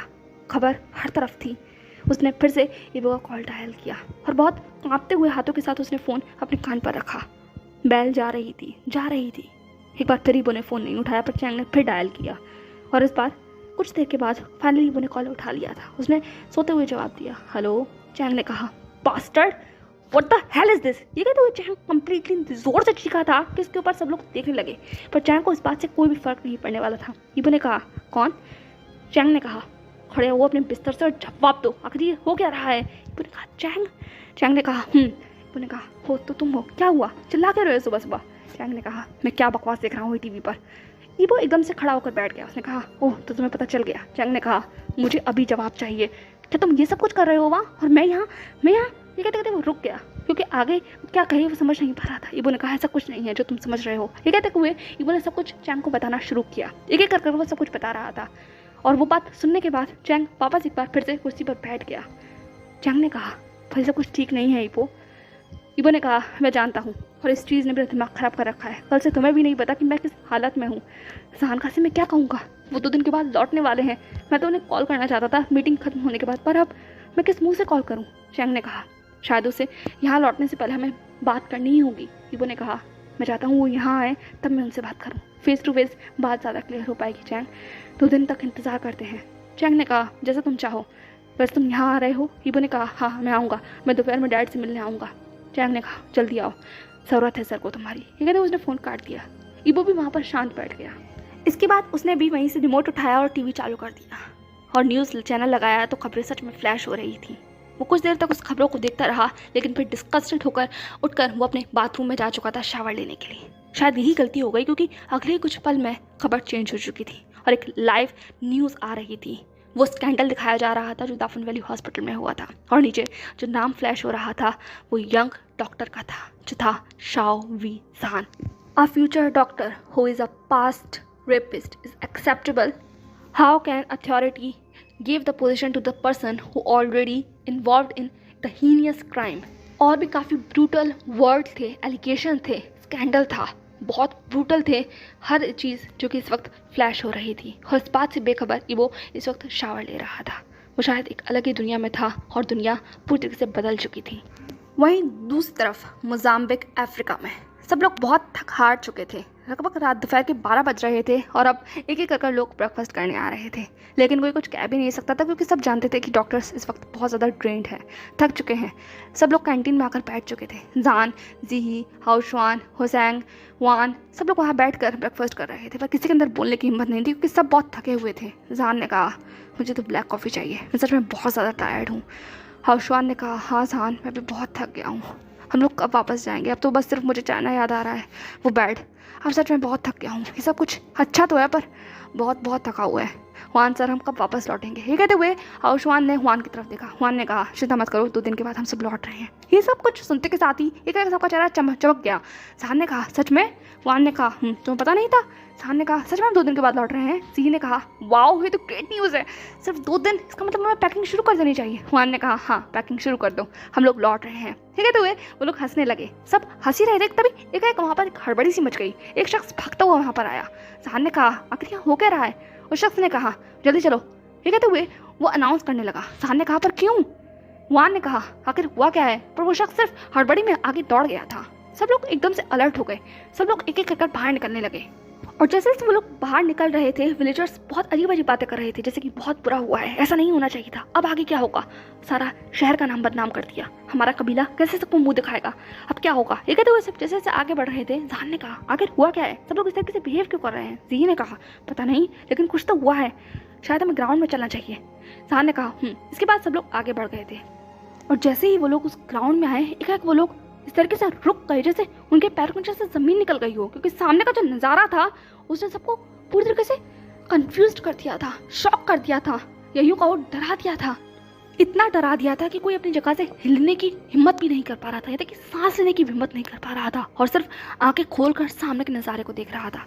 पर इससे पहले कि कोई भी समझ पाता, एक तेज आवाज आती है, मार दो इसे, मार दो, इसने हमारे पूरे शहर का नाम बदनाम कर दिया, ये रहने लायक नहीं है इस कबीले के अंदर, इसकी वजह से आज हम किसी को मुंह दिखाने के लायक नहीं रहे। ठीक है, तो वो जितनी जोर से चिल्लाया था वैसे ही सब लोग और तेजी से चिल्लाने लगे, हाँ मार दो इसे, मार दो इसे। ठीक है, सब लोग उस बात को सपोर्ट कर रहे थे और देखते ही देखते वो हमला इतनी तेज हो गया कि लोगों ने पत्थर बरसाने शुरू कर दिए उस शख्स के ऊपर जो वहीं रस्सियों से बंधा हुआ था एक लकड़ी के सहारे।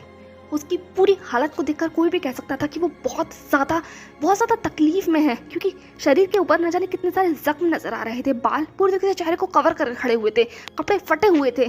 कोई अंदाज़ा भी लगा नहीं पा रहा था कि वो एक लड़की है या लड़का, लेकिन जो अंदाज़ा लगाया जा रहा था वो ये था कि ये शख्स तकलीफ में है, घायल है और उससे भी ज़्यादा बहुत ज़्यादा कमज़ोर है। पर लोग इस तरीके से इतना क्रूअल क्यों है इसके साथ, आखिर ये सब कुछ हो क्या रहा है, ये सारे सवाल पूछने जाते थे। जी तो डर गई थी, उसने जान का हाथ कसकर पकड़ते हुए कहा, ये लोग क्या कर रहे हैं, ये तो इसे मार देंगे इस तरीके से। ये कहते हुए वो उन लोगों को देखने लगी जो कि पत्थर बरसा रहे थे, और वो पत्थर बहुत बुरी तरीके से जाकर उस दूसरे शख्स की तरफ लग रहे थे, पर वो शख्स आ भी नहीं कर पा रहा था, वो बस ऐसे ही बेजान सा वहाँ खड़ा था, उसे होश भी है या नहीं इस बारे में भी किसी को ख्याल नहीं था।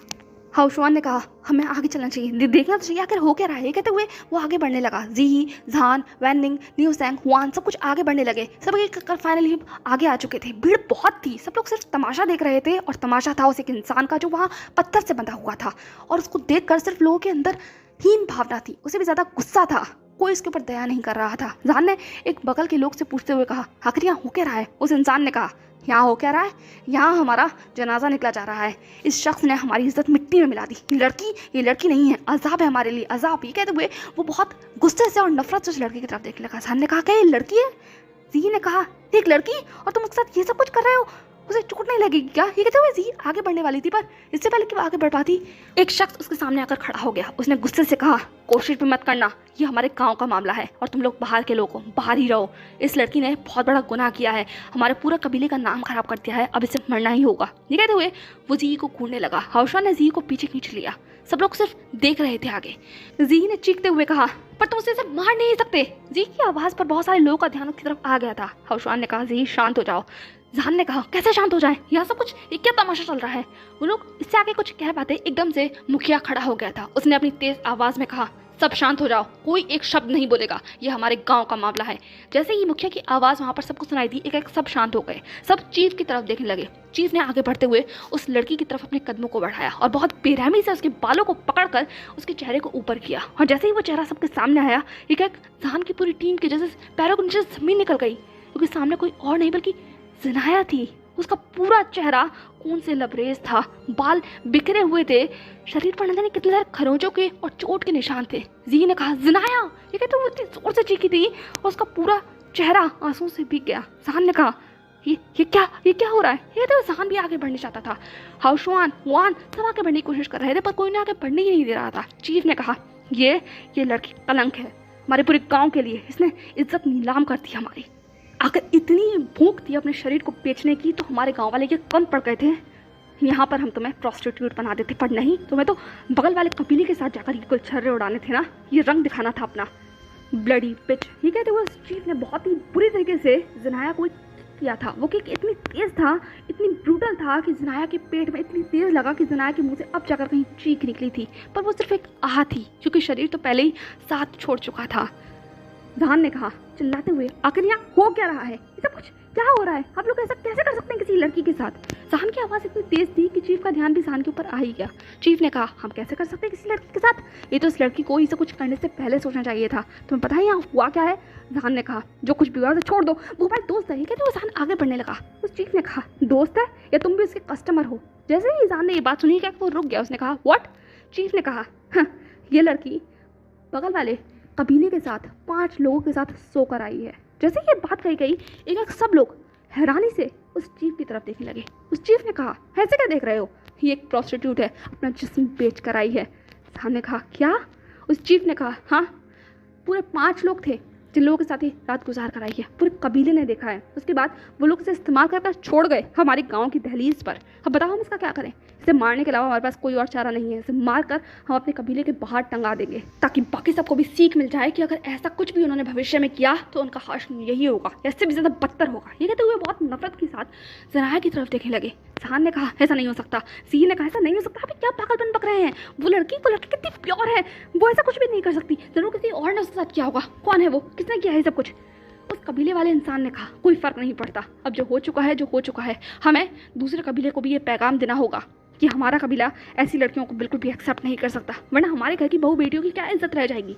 बाकी सब लोग भी उसके सपोर्ट में आ गए थे। सब लोग उसी की भाषा बोल रहे थे। ये को पूरा कबीला उसकी भाषा बोल रहा था। मान ने कहा, क्या आप लोगों ने इन्वेस्टिगेशन की है, क्या आप लोगों ने पूछा है उस लड़की से, क्या उससे जानना चाहा है क्या हुआ है, क्या आप लोगों ने सिर्फ फैसला सुना दिया।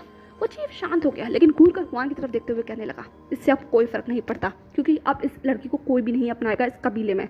जब इस कबीले से हम इसे निकाल देंगे तो बाहर के कबीले का भी कोई भी इसे नहीं अपनाएगा। तो बेहतर है हम लोग इसे मौत की सज़ा देते, और मौत देकर हम इसकी ज़िंदगी को सिर्फ आसान ही कर रहे हैं, क्योंकि अब ये किसी के काम की नहीं रही। इज्जत नीलाम हो चुकी है इसकी, और इस जगह में भी इसके लिए कोई भी नहीं रहा। इसके खुद के माँ बाप इसे स्वीकार नहीं करना चाहते, तो कौन इसे स्वीकार करेगा। ये कहते हुए वो चीफ आगे बढ़ गया और अब जिनाया के पास आकर खड़ा हो चुका था। उसके बालों को फिर बेरहमी से पकड़कर वो उसे हिला रहा था, झकझोर रहा था, और न जाने कितनी सारी गालियां दे रहा था। वो ही नहीं, वहाँ पर खड़े हुए सारे लोग उसको गालियां दे रहे थे, पत्थर मार रहे थे, और ये सब कुछ जहान को अंदर तक हिला रहा था, तोड़ रहा था। ये सारी बातें, एलिगेशन, ये सारे सवाल, लोगों की वो तीखी नजरें, ये सब कुछ जहान को कांपने पर मजबूर कर रही थी। कुछ ऐसा जो जहान के जहन में था।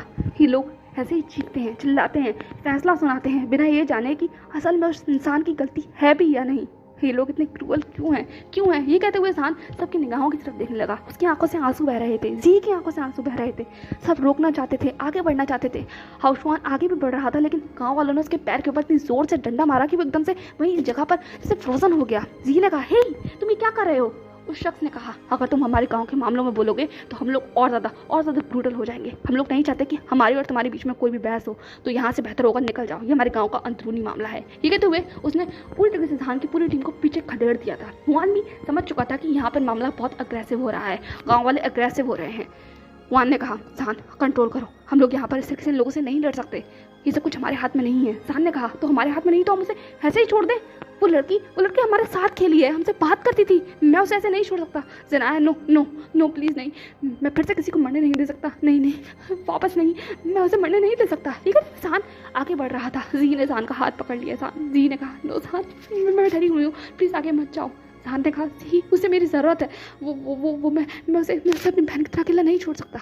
जी ने कहा, मैं जानती हूँ होती कि जान तुम मत जाओ, प्लीज़ मत जाओ, वो लोग तुम्हें मार देंगे। ये कहते हुए जी जान को रोक रही थी। तभी उस चीफ की एक आवाज़ आती है।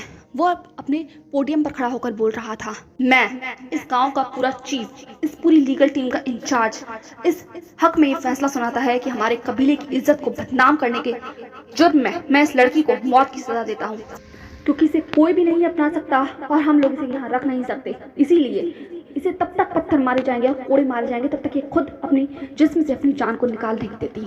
मैं पर से पहले कि वो आगे कोई भी कुछ कहता, जहान ने कहा, कोई ऐसा कुछ भी नहीं करेगा। उस चीफ ने कहा, तुम्हारी इतनी हिम्मत। जहान ने कहा, क्या सिर्फ यही सवाल है कि इसे अपनाना है। उस चीफ ने कहा, हाँ यही सवाल है। हाउसवान ने कहा, जहान तुम्हें क्या कर रहे हो। पर जहान सिर्फ आगे बढ़ रहा था। जी ने कहा, जहान, पर जहान रोकने के लिए तैयार ही नहीं था। वो आगे बढ़ गया, इतना आगे बढ़ गया कि वो चीफ की आंखों में आंखें डालकर पूछने लगा, क्या चाहते हो आप लोग। उस चीफ ने कहा, इस लड़की को कोई नहीं अपनाएगा, कोई इसे अपनी बेटी नहीं बनाना चाहता, कोई इसे अपनी बीवी नहीं बनाना चाहता, और हम लोग इसे यहाँ रखना नहीं चाहते, तो इसका मरना निश्चित है। तो मैं सिर्फ इसे मारना चाहता हूँ। जहान ने कहा, सिर्फ यही सवाल है। उस शख्स ने कहा, हाँ, क्या तुम इसे अपनाओगे। जहान ने कहा, हाँ। जैसे ही जहान ने ये कहा, एक पूरे गांव में शांति छा गई। सब लोग खुसर खुसर करने लगे। जी ने कहा जान, ये कहते हुए जी भी जहान के बगल में आकर खड़ी हो चुकी थी। उसने जहान को पीछे खींचने की कोशिश की, पर जहान ने जी की तरफ कूदते हुए कहा, वो मेरी है, मैं उसकी मदद करूंगा, मैं ऐसे नहीं छोड़ सकता। जी ने कहा, तुम क्या करोगे? जहान ने कहा, देखो। उसके बाद उसने चीफ की तरफ देखते हुए कहा, आप चाहते हैं कि इसका कोई हाथ थामे, है ना? ये कहते हुए उसने चीफ की तरफ देखा। चीफ ने कहा, हाँ यही चाहता हूँ मैं अपने गांव की इज्जत को बदनाम नहीं होने देना चाहता। जहान ने कहा, ठीक है। ये कहते हुए जहान आगे बढ़ा, जिनाया के पास पहुंचा। उसके बालों को हटाकर उसके कानों के पीछे लगाते हुए उसकी तरफ देखने लगा। जिनाया पहले ही अपना होश आधा खो चुकी थी, लेकिन फिर भी वो हल्के से होश में थी। उसने अपना चेहरा उठाकर जहान की तरफ देखा और बहुत धीमी आवाज़ पे कहा, मैंने कुछ भी नहीं किया, मैंने कुछ पर इससे आगे वो कुछ कह ही नहीं पाई। जहान ने कहा, मैं जानता हूँ तुमने कुछ नहीं किया, मैं बाद में तुमसे बात करूँगा, पर प्लीज़ शांत हो जाओ। कहते हुए जहान धीमे धीमे करके उसके हाथ खोलने लगा, और जैसे उसके हाथ खोले, एक मांस के लोथड़े की तरह वो ज़मीन पर उससे पहले गिरती, लेकिन जी ने उसे थाम लिया। जिनाया के शरीर में बिल्कुल ताकत नहीं थी। किसी को यकीन नहीं आ रहा था ये लड़की जो कल तक उनके साथ हंस खेल रही थी, वो उसकी ऐसी हालत करती, और ऐसी हालत करने के बाद भी इन लोगों की आंखों में ज़रा भी तरस नहीं है। जहान ने कहा, इसका हाथ थामना चाहते हैं ना, मैं थामूंगा। ये कहते हुए उसने जिनाया का हाथ थाम लिया। जिनाया ने भी जहान का हाथ पकड़ लिया था, वो बस जहान को देख रही थी। उस विलेज के चीफ ने कहा, इसका हाथ थाम लिया, इस बात का क्या मतलब है? जहान ने कहा, इसे मैं अपनी वाइफ बनाऊंगा, इसे मैं अपना नाम दूंगा। जैसे ही जहान ने ये कहा, एक सबकी आंखें खुली रह गई। जी ने कहा, जहान क्या तुम पागल हो गए हो? ये तुम क्या कर रहे हो? लेकिन इससे आगे वो कुछ भी कहती, जहान ने घूर कर जी की तरफ देखा और कहा, ये मेरा डिसीजन है और मैं इसे अपना नाम दूंगा, यही चाहते हो ना तुम? ये कहते हुए उसने चीफ की तरफ देखा। चीफ ने कहा, तुम इसे अपना नाम दोगे, तुम इसे अपनाओगे, इस लड़की को जो पहले ही किसी की जूठन है, किसी की इस्तेमाल हो चुकी चीज़ है। जहान ने कहा, मुंह संभाल के बात करो वरना मैं भूल जाऊंगा कि तुम कौन हो। ये कहते हुए जहान आगे बढ़ गया था, उसकी आंखों में घूर कर देख रहा था। जहान ने कहा, तुम्हारी ये बेकार हो चुकी है ना, किसी काम की नहीं रही, इसे अपने गाँव से बाहर निकालना चाहते हो ना, तो मैं इसका हाथ थाम कर इसे अपने साथ लेकर जाना चाहता हूँ। इस बात से मुझे लगता है अब तुम्हें कोई आपत्ति नहीं होनी चाहिए। ये कहते हुए उसने जिनाया का हाथ थाम लिया था। उस चीफ ने कहा, ठीक है, मैं कोई आपत्ति नहीं होगी, इस पूरे गांव वालों के सामने तुम अब इससे शादी करोगे और प्रूव करो कि तुम्हारे साथ ही लड़की जा सकती है, वरना मैं इसे मारे बगैर यहाँ से जाने नहीं दूंगा। जहान ने कहा, ठीक है। उस चीफ ने कहा, ठीक है, शाम तक तुम इस लड़की से शादी करोगे, इस पूरे गांव वालों के सामने, तुम्हारे पास सिर्फ 1 घंटा है। ये कहते हुए वो चीफ वहाँ से जा चुका था और जहान वहीं पर ऐसे ही खड़ा रह गया। सब लोग सिर्फ उसे देख रहे थे। जहान ने सबकी तरफ घूर कर देखा, फिर उसने जिनाया की तरफ देखा, अपना कोट उतारा और जिनाया की तरफ उड़ाते हुए से कहा, जी इसे संभालो, मैं भी आता हूँ। ये कहते हुए जहान सबको छोड़कर आगे जा चुका था। जी, हाउशवान सब उसे जाते हुए देख रहे थे, लेकिन अगले ही पल जिनाया बेहोश होकर वहीं गिर चुकी थी। अब जाकर लोगों का ध्यान जिनाया के ऊपर आया था। हाउशवान ने तुरंत जिनाया को अपनी गोद में उठाते हुए कहा, इसे संभालना होगा, इसका हाथ बहुत ज़्यादा खराब है, बहुत ज़्यादा ब्लीडिंग हो रही है, देखो। ये कहते हुए हाउशवान ने वहीं ज़मीन पर दिखाया। जी ने देखा तो वहाँ पर इतना ज़्यादा ब्लड था कि जी को यकीन ही नहीं हुआ। जी ने जिनाया की पल्स को चेक किया, उसकी आंखों को चेक करते हुए कहा, हाँ इसे बहुत ब्लीडिंग हो रही है, इसे अपने साथ लेके चलो। पर से पहले कि वो आगे बढ़ पाते, एक लड़की वहाँ पर आकर खड़ी हो चुकी थी। उस लड़की ने कहा, इसे कहाँ लेकर जा रहे हो? जी ने कहा, इसे अभी इलाज की ज़रूरत है, इसकी हालत ख़राब हो रही है। उस लड़की ने कहा, इसे किसी चीज़ की ज़रूरत नहीं है, छोड़ दो इसे वहीं ज़मीन पर। जी ने कहा, तुम? उस लड़की ने कहा, एक और शब्द मत बोलना। उस लड़के ने इसका हाथ थाम लिया। इसका मतलब ये नहीं है कि इसकी जिम्मेदारियां खत्म हो चुकी है, ये अभी भी हमारे ही गांव की लड़की है। जब तक तुम्हारा लड़का इसे शादी नहीं कर लेता, इसे यहीं छोड़ दो, इसे तैयार करना है हमें। हाउशवान ने कहा, तैयार करना है? इसकी हालत मरने जैसी हो चुकी है और तुम्हें इस सब चीज़ों की पड़ी हुई है। उस लड़की ने घूर कर हाउशवान की तरफ देखते हुए कहा, बाहर के हो तो बाहर के ही रहो, समझ आया तुम्हें? इसके बाद बहुत बेरहमी के साथ 2 लड़कियां वहां पर आईं और जिनाया को घसीटते हुए वहां से ले जाने लगी। जी, हाउशवान, वैनिंग, न्यूसेंग, हुआन सब लोग अपनी जगह पर लगभग जड़ परस्त होकर खड़े हुए थे। ये सब क्या हो रहा है? क्या लोगों के पास दिल नहीं है? ये सब कुछ कैसे कर सकते हैं ये?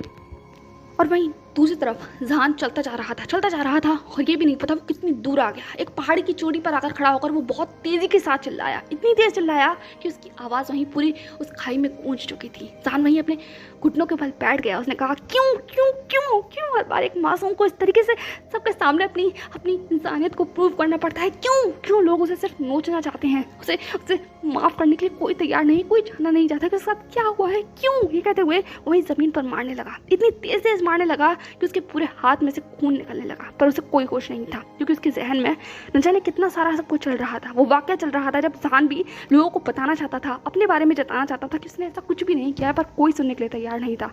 सब ब्रूटल थे, सब क्रूअल थे, अपने शब्दों से, अपनी हरकतों से सब सिर्फ जहान को दोषी बनाना चाहते थे। किसी ने नहीं पूछा कि जहान ने ये सब कुछ किया है या नहीं, सब लोग सिर्फ जहान को दोषी मानना चाहते थे। और आज भी ये सब कुछ हो रहा है ज़नाया के साथ, पर जहान ऐसा होने नहीं देगा। नहीं, उसकी वजह से बहुत लोगों की ज़िंदगी बर्बाद हुई है, पर एक बार फिर नहीं, वो ज़नाया की ज़िंदगी बर्बाद नहीं होने देगा। जहान ने कहा नहीं। ये कहते हुए उसने अपने आंसुओं को पूछा, नहीं, मैं तुम्हारी ज़िंदगी बर्बाद नहीं होने दूंगा।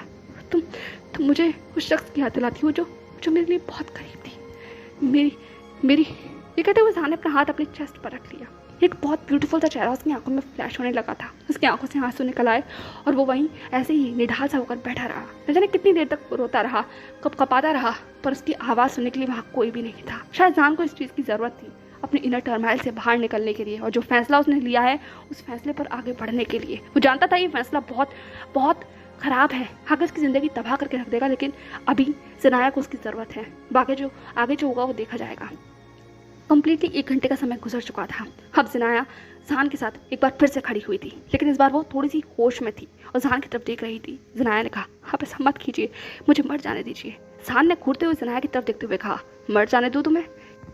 तुम्हारे लिए तुम्हारी ज़िंदगी की कीमत नहीं होगी, पर हमारे लिए बहुत कीमत है। ये कहते हुए वो आगे बढ़ गया। जी ने ज़नाया की तरफ देखते हुए कहा, उसने ये सोच लिया है, अब वो पीछे नहीं हटेगा। ज़नाया ने कहा, पर इससे पहले कोई भी कुछ कहता, फाइनली जहान ने कहा, आप क्या चाहते हैं? आप चीफ ने कहा, शादी करो इससे, हमारे ट्रेडिशन के अनुसार, हमारे कस्टम के अनुसार। ये कहते हुए उसने जहान को समझा दिया था कि किस तरीके से ये मैरिज आगे होनी है। जहान ने भी ज़नाया को अपने बगल में खड़ा किया, उसका हाथ थामा और पूरे गांव वालों के सामने वोज ली, वो प्रॉमिसेस किए जो एक लाइफ पार्टनर के तौर पर किए जाते हैं। सभी गांव वालों के सामने फाइनली धीरे धीरे करके वो सेरेमनी आगे बढ़ गई थी। सब लोग इस तमाशे को देख रहे थे। लगभग 1 घंटे तक वो सेरेमनी चली और फाइनली आखिरी बोल लेते के साथ ही अब ज़नाया नहीं रही, जहान की ज़नाया हो चुकी थी। जहान ने कहा, अब ये मेरी वाइफ है, अब इसके ऊपर अगर एक नज़र किसी ने भी उठाकर देखा ना तो I swear I will kill him. ये कहते हुए उसने ज़नाया को उठाया और उसे आगे लेकर बढ़ चुका था। जी, हाउशवान, हुआन, वो सब लोग भी एक बार सब लोगों को देखने लगे और फिर वो भी आगे बढ़ गए। हुआन ने एक रुक कर कहा, चिंता मत कीजिए, हम 2 दिन के अंदर यहाँ से निकल रहे हैं और अब तो शायद लगता है कि हम कल ही यहाँ से निकल जाएंगे। थैंक यू ये सब कुछ तमाशा दिखाने के लिए, पर ये जो कुछ भी आपने किया ये बहुत गलत है, बहुत ज़्यादा गलत। हुआन फाइनली ये कहकर आगे जा चुका था, लेकिन उसकी बात का शायद किसी पर कोई फर्क नहीं पड़ा क्योंकि तमाशा अब सबके लिए खत्म हो चुका था और सब अपने अपने घर पर लौट रहे थे बातें करते हुए। और वहीं दूसरी तरफ जहान भी अपने उस कॉटेज में आ गया था जहाँ वो इबो के साथ रह रहा था। उसने बहुत ही सेफली और सिक्योरली ज़नाया को वहीं बेड पर रखा और अपने इस रूम में चला गया। जी ने हाउसवान की तरफ देखते हुए कहा, जल्दी जल्दी इसका इलाज करना शुरू करो, सारी मेडिकल किट लेकर आओ। हुआन भी तुरंत अपनी किट ले आया था और ज़नाया के उस सारे वुंड्स को साफ कर रहा था। Back to the China. इस वक्त इबो अपनी कार में था और वो इस वक्त लैन वनहुआ के पास पहुंचने की पूरी कोशिश कर रहा था। शंघाई जैसे जैसे वो आगे बढ़ रहा था उसकी दिल की धड़कनें बढ़ रही थी, एक अजीब सी बेचैनी हो रही थी, समझ नहीं पा रहा था क्या हो रहा है क्या नहीं। उसने विंडोज़ बंद कर ली, वो हवा को भी अंदर आने नहीं देना चाहता था। उसकी आंखें बहुत बेचैन हो रही थी। वो उसके बगल में ही बैठा हुआ था। वो ने कहा, मास्टर लैन आप ठीक तो हैं?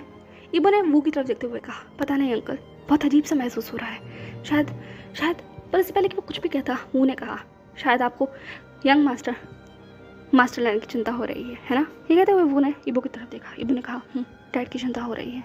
वो ने कहा, सब कुछ ठीक हो जाएगा। इबो ने कहा, शायद। ये कहते हुए आप लोग आगे बढ़ गए थे। फाइनली आधे घंटे के बाद वो शंघाई के उस हॉस्पिटल में पहुंच गए थे जहाँ पर लैन वनहुआ है। इबो उतरा और आगे बढ़ने लगा, कॉरिडोर से कॉरिडोर, उसके बाद लिफ्ट लेकर फाइनली उस फ्लोर पर आ चुका था जहाँ पर एक वीआईपी कैबिन था। चैंग वहीं पर बैठा हुआ था, सर नीचे झुकाए हुए। इबो ने आवाज़ लगाते हुए कहा, चैंग।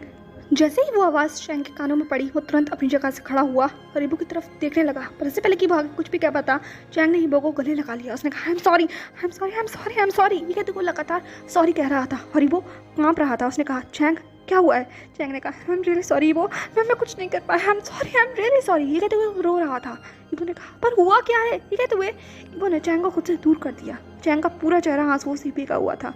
इबो ने कहा, डैड ठीक तो है ना? चैंग ने कहा, आई एम सॉरी। इबो एकदम से कांप गया। उसने कहा, नो ऐसा नहीं हो सकता। ये कहते हुए वो चैंग को वहीं छोड़कर उस तरफ दौड़ चुका था जहाँ पर लैंडमैन हुआ थे, पर अफसोसों से किसी ने अंदर जाने नहीं दिया। वहीं दरवाजे को पीटता रहा, अंदर जाने की कोशिश करता रहा, डैड डैड चिल्लाता रहा, पर वहाँ सिर्फ शोर हो रहा था। शोर एक बच्चे का, बिखरती हुई आवाज़ का। वो भी वहाँ पर आकर खड़े हो चुके थे, वो भी समझ नहीं पा रहे थे कुछ भी। इस शोर को सुनकर अब डॉक्टर भी वहाँ पर आ गए थे। डॉक्टर ने कहा, मिस्टर लैन। वो ने कहा, हाँ मिस्टर लैन, क्या हुआ है उन्हें? वो की ऐसी बात सुनकर उस डॉक्टर ने वो की तरफ देखते हुए कहा, क्या आप इनकी लीगल गार्जियन है? इबो ने देखते हुए कहा, हाँ मैं उनका लीगल गार्जियन हूँ, मैं उनका बेटा हूँ। क्या हुआ है मेरे डैड को? बताओ मुझे क्या हुआ है। ये कहते हुए वो लोग बहुत एग्रेसिव हो रहा था। वो ने उसे पीछे खींच लिया। डॉक्टर ने लगभग वो करते हुए कहा, आई एम सॉरी, हमें माफ़ कर दीजिए। इबो ने कहा, मुझे सॉरी नहीं चाहिए, मुझे ये जानना है कि क्या हुआ है मेरे डैड को। ये कहते हुए वो चीखने लगा। डॉक्टर ने कहा, अपने आप को संभालिए, पेशेंट अब बहुत क्रिटिकल सिचुएशन में है, वो कोमा में जा चुके हैं। जैसे कि ये बात कही गई, एक ईबो की जिस दुनिया ही पूरी तरह से तहस नहस हो गई, वहीं ज़मीन पर बैठ गया। इससे पहले कि वो उसे कोई संभाल पाते, ईबो बिखर चुका था। जंग भी उसके पास आकर बैठ चुका था। उन्होंने कहा, कोमा में जा चुके हैं? डॉक्टर ने कहा, यस, माफ़ कर दीजिए, आई एम सॉरी, हम कुछ नहीं कर सकते, पर पेशेंट की हालत बहुत ज़्यादा ख़राब हो चुकी है। कोई नहीं जानता कि वो कोमा से कब तक बाहर आएंगे। आई am sorry, I am really sorry. ये कहते वो डॉक्टर बुक कर वहाँ से जा चुका था और वो इस पूरे नज़ारे को देखता रहा। अंदर बाहर हर तरफ सिर्फ तबाही थी, तबाही। वहीं दूसरी तरफ 2 दिन के बाद जेट में इस वक्त जहान की पूरी टीम जेट में आकर बैठ चुकी थी। अब वो लोग चाइना के लिए रवाना होने वाले थे।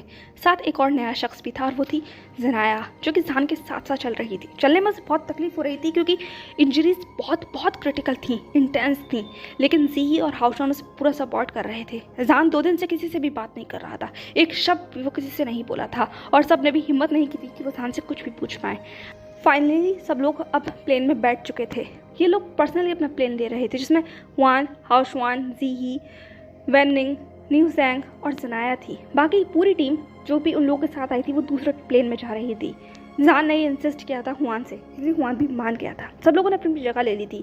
जहान अभी भी अपनी जोन में बैठा हुआ था। जनाया ने जी की तरफ देखते हुए कहा, मुझे माफ़ कर दीजिए, मेरी वजह से ये सब कुछ हुआ है। मैं जी ने कहा, शांत हो जाओ, उसमें तुम्हारी कोई गलती नहीं है। जहान ने ही फैसला अपने पूरे होश हवास में लिया है। अगर उसने फैसला लिया है तो कुछ सोच के ही लिया होगा, लेकिन तुम हमेशा याद रखना, जहान की ज़िंदगी में कोई और है। वो अगर तुमसे कुछ मांगना चाहे तो तुम पीछे नहीं हट सकती, तुम जानती हो ना ये? जनाया ने कहा, हाँ मैं जानती हूँ, वो मुझसे जो भी मांगेंगे मैं उन्हें देने के लिए तैयार हूँ। ये कहते हुए वो जहान की तरफ देखने लगे। जी ने कहा, तुम यही बैठो, मैं उससे बात कर आती हूँ। फाइनली जी हिम्मत कर जहान के पास आकर बैठ चुकी थी। कुछ देर तक दोनों ऐसे ही बैठे रहे, किसी ने भी कुछ नहीं कहा, लेकिन जी ने फाइनली 10 मिनट के बाद उस चुप्पी को तोड़ते हुए कहा, जहान। ये कहते हुए उसने बहुत सॉफ्टली जहान के कंधे पर हाथ रखा। जी ने कहा, मुझसे बात करो। जहान ने कहा, मेरे पास कुछ बात करने के लिए नहीं है। जी ने कहा, प्लीज़ बात करो, तुमने ऐसा क्यों किया? जहान ने मुड़कर जी की तरफ देखते हुए कहा, मैंने ऐसा क्यों किया? तुम ये सवाल पूछ रही हो, मैं क्या करता? जी ने कहा, पर जहान ने कहा, कोई पर नहीं जी, कोई पर नहीं, मैं उसे मरने नहीं दे सकता था, अपनी आंखों के सामने तो बिल्कुल भी नहीं। वो मेरे लिए इम्पोर्टेंट है, वो मुझे किसी की याद दिलाती है, और एक शख्स को मैं एक बार फिर खो चुका हूँ और मैं उसे दोबारा नहीं खोना चाहता था। जी बिल्कुल नहीं खोना चाहता था। जी ने जहान को गले लगा लिया। उसने कहा, मैं जानती हूँ तुम उसे जानी की तरह देखते हो ना। जैसे ही ये नाम सुना गया, एक जहान ने जी को खुद से अलग कर दिया, उसकी आंखों में देखते हुए कहा, तो तुम समझ गई? जी ने कहा, कैसे ना समझती, जिस तरीके से तुम उसे देखते हो उसकी आंखों को देखकर एक पल के लिए तो मैं भी शॉक्ड हो गई थी। हाँ, वो बिल्कुल जानी की तरह दिखती हैं, इसीलिए तुम उसे इस तरीके से देखते थे, इस तरीके से पैम्पर करते थे, और ये सब कुछ भी तुमने इसीलिए किया है ना? जहान ने कहा, वो बिल्कुल मेरी बहन की तरह दिखती थी, और एक बार मैं उसे खो चुका हूँ, मैं उसे दोबारा नहीं खोना चाहता था जी, इसीलिए मैंने ये सब कुछ किया। आई एम सॉरी। ये कहते हुए जहान अब जाकर कहीं बिखरा था, वो रो रहा था और जी ने सिर्फ उसे गले लगा लिया। बहुत देर तक ऐसे ही रोता रहा, जी के कंधे पर सिसकता रहा और जी उसे संभालती रही, वो भी रो रही थी। जानी, एक ऐसा नाम जिसने जी और जहान दोनों की ज़िंदगी में एक बहुत इंपॉर्टेंट किरदार रखा हुआ है, एक ऐसा ज़ख्म जो उन दोनों की ज़िंदगी में बहुत अंदर तक दबा हुआ है। वो नाम जिसकी शक्ल जब भी उन लोगों के सामने आती है, वो लोग सिर्फ कांप कर रह जाते हैं। कहीं ना कहीं वो लोग खुद को इस चीज़ का कसूरवार समझते हैं। जहान ने कहा, मैंने वो गलती नहीं की थी जी, पर किसी ने मेरी बात नहीं सुनी। मैं नहीं चाहता था सनाया के साथ भी ये सब कुछ हो। जी ने कहा, तुमने कुछ नहीं किया था जहान, कुछ नहीं किया था, ये सब कुछ उसका किया धरा था। जहान ने कहा, पर किसी ने यकीन ही नहीं किया जी, मैं क्या करूँ? जी ने कहा, अब तुम्हें समझाना होगा जहान, आगे क्या करना चाहते हो? ये कहते हुए जी ने फाइनली जहान को खुद से अलग किया। जहान ने कहा, आगे? जी ने कहा, हाँ, तुम इसे अपने साथ ले जा रहे हो। ईबो, तुम जानते हो ना वो तुम्हारा इंतज़ार कर रहा है। ये कहते हुए जैसे ही जहान के जहन में ईबो का नाम आया, वो जी की तरफ देखने लगा। एक अननोन इमोशंस के साथ ज़ीही ने कहा, क्या करने वाले हो? जान ने एक बार ज़नाया की तरफ देखा, फिर ज़ीही की तरफ, फिर अपने हाथ में पहनी हुई उस रिंग की तरफ।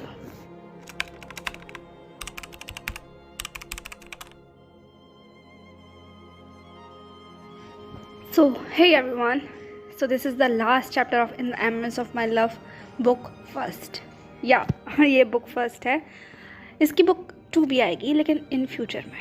ये बुक फर्स्ट का एंडिंग पार्ट था। आई नो चैप्टर बहुत लंबा हो गया और टू बी ऑनेस्ट मैं इस नॉवल को इस तरीके से बिल्कुल ख़त्म नहीं करना चाहती थी। जब मैंने इसे शुरू किया था तो शायद मैंने आपसे कहा भी था फर्स्ट चैप्टर के अंदर कि हम इसे छोटा सा रखेंगे, प्रिसाइज रखेंगे, लेकिन जब एक राइटर लिखने कुछ बैठता है ना तो सीरियसली सच मानो उसके हाथ में कुछ नहीं रहता। कैरेक्टर्स अपने आप ही कमांड ले लेते हैं और हम लोग सिर्फ उन्हें फॉलो करते हैं।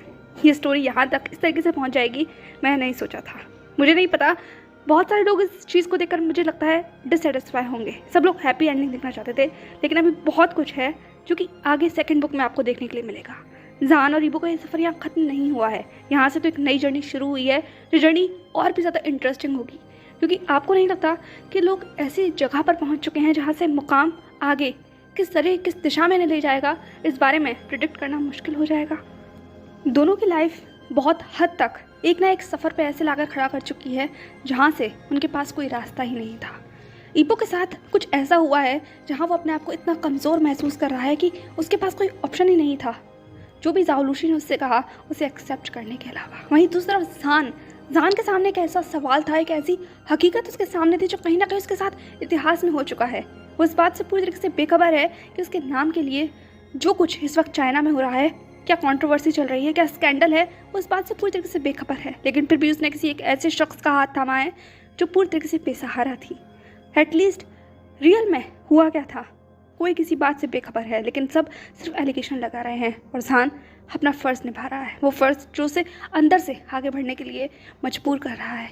वो इस हकीकत से मुंह नहीं मोड़ सकता था, वो उसे वहाँ नहीं छोड़ सकता था। उस एक शख्स को, जिस शख्स से वो कनेक्ट कर पा रहा है, उस शख्स को जिसे उसने खो दिया है अपनी ज़िंदगी में। कौन है ये जानी? और जान के बारे में जो पोस्ट किया गया है, जो रिपोर्ट किया गया है, उसका असर जान की लाइफ पर क्या होगा, ईबो की लाइफ पर क्या होगा जब उसे पता चलेगा जो स्कैंडल तरीके से बाहर आया है। क्या जान सच में एक रेपिस्ट है? क्या जो चीज़ इस वक्त मीडिया में चल रही है वो सच है? ये कहानी कुछ और है? ये सारे जवाब आपको मिलेंगे नेक्स्ट बुक में, in the embrace of my love के सेकेंड पार्ट में। क्या तब तक आप लोग इंतज़ार कर पाएंगे? प्लीज़ इंतज़ार कीजिएगा, क्योंकि सेकंड बुक डेफिनेटली इससे भी ज़्यादा अमेजिंग होगी। मुझे नहीं पता इस बुक को लेकर आपका क्या ओपिनियन है, लेकिन जो कुछ भी ओपिनियन हो प्लीज़ डेफिनेटली मेरे साथ शेयर कीजिएगा। हमने बहुत सारे लवली मोमेंट्स इस बुक में एक साथ महसूस किए हैं। 2 बिल्कुल जुदा किरदार को एक दूसरे के करीब आते हुए देखा है। 2 अनजान शख्स के बीच में एक अजीब सी इरिटेशन थी, एक अजीब सी सिचुएशन थी, उसको धीरे धीरे फ्रेंडशिप में बदलते हुए देखा है, फिर फ्रेंडशिप से लवर बनते हुए देखा है। हमने बहुत कुछ देखा है। अगर आपके पास भी इस नॉवल से रिलेटेड कोई ऐसा इंसिडेंट हो जो आपको बहुत पसंद आया हो तो मेरे साथ ज़रूर शेयर करना कमेंट सेक्शन के अंदर, मुझे इंतज़ार रहेगा। बाकी मिलते हैं हम नेक्स्ट बुक में। नेक्स्ट बुक डेफिनेटली बहुत बहुत इंटरेस्टिंग होगी, इससे कहीं ज़्यादा इंटरेस्टिंग होगी, क्योंकि आगे की सर्कमस्टेंसेस आप सोच ही सकते हैं आगे क्या कुछ होने वाला है। बहुत से लोग ये भी कहेंगे कि मुझे सब कुछ इसी में ख़त्म कर देना चाहिए था, तो सच मानो मैं भी ख़त्म करना चाहती थी, लेकिन मुझे लग रहा था कि अगर मैं सब कुछ इसी में ख़त्म कर दूँगी तो लोग बोर हो जाएंगे, और मैं नहीं चाहती थी कि लोग इस बुक को बोर की तरह देखें और एंड में व्यूज़ कम्प्लीटली कम हो जाए और इंटरेस्ट खत्म हो जाए। इसीलिए इसे यहीं ख़त्म कर हम नेक्स्ट पार्ट को फिर से शुरू करेंगे, एक नई बिगनिंग के साथ, एक नए इंटरेस्ट के साथ। ओके, तो मिलते हैं नेक्स्ट पार्ट में। तब तक के लिए अगर आपको ये पसंद आया हो तो प्लीज़ लाइक कर देना, अपने कमेंट्स शेयर करना पूरे in the embrace of my love के लिए। मैं जानती हूँ एंडिंग आपको डिससेटिस्फाई कर सकती है, लेकिन एक एंडिंग एक न्यू बिगनिंग होती है, एक न्यू बिगनिंग सेकंड बुक के लिए। ओके, इसके बाद मैं रोजेस ऑफ स्नो स्टार्ट करूँगी एज़ यूजुअल, जैसे मैंने आप लोगों से प्रॉमिस किया था। ओके, चलिए तो मिलते हैं नेक्स्ट बुक के लिए। तब तक के लिए बाय।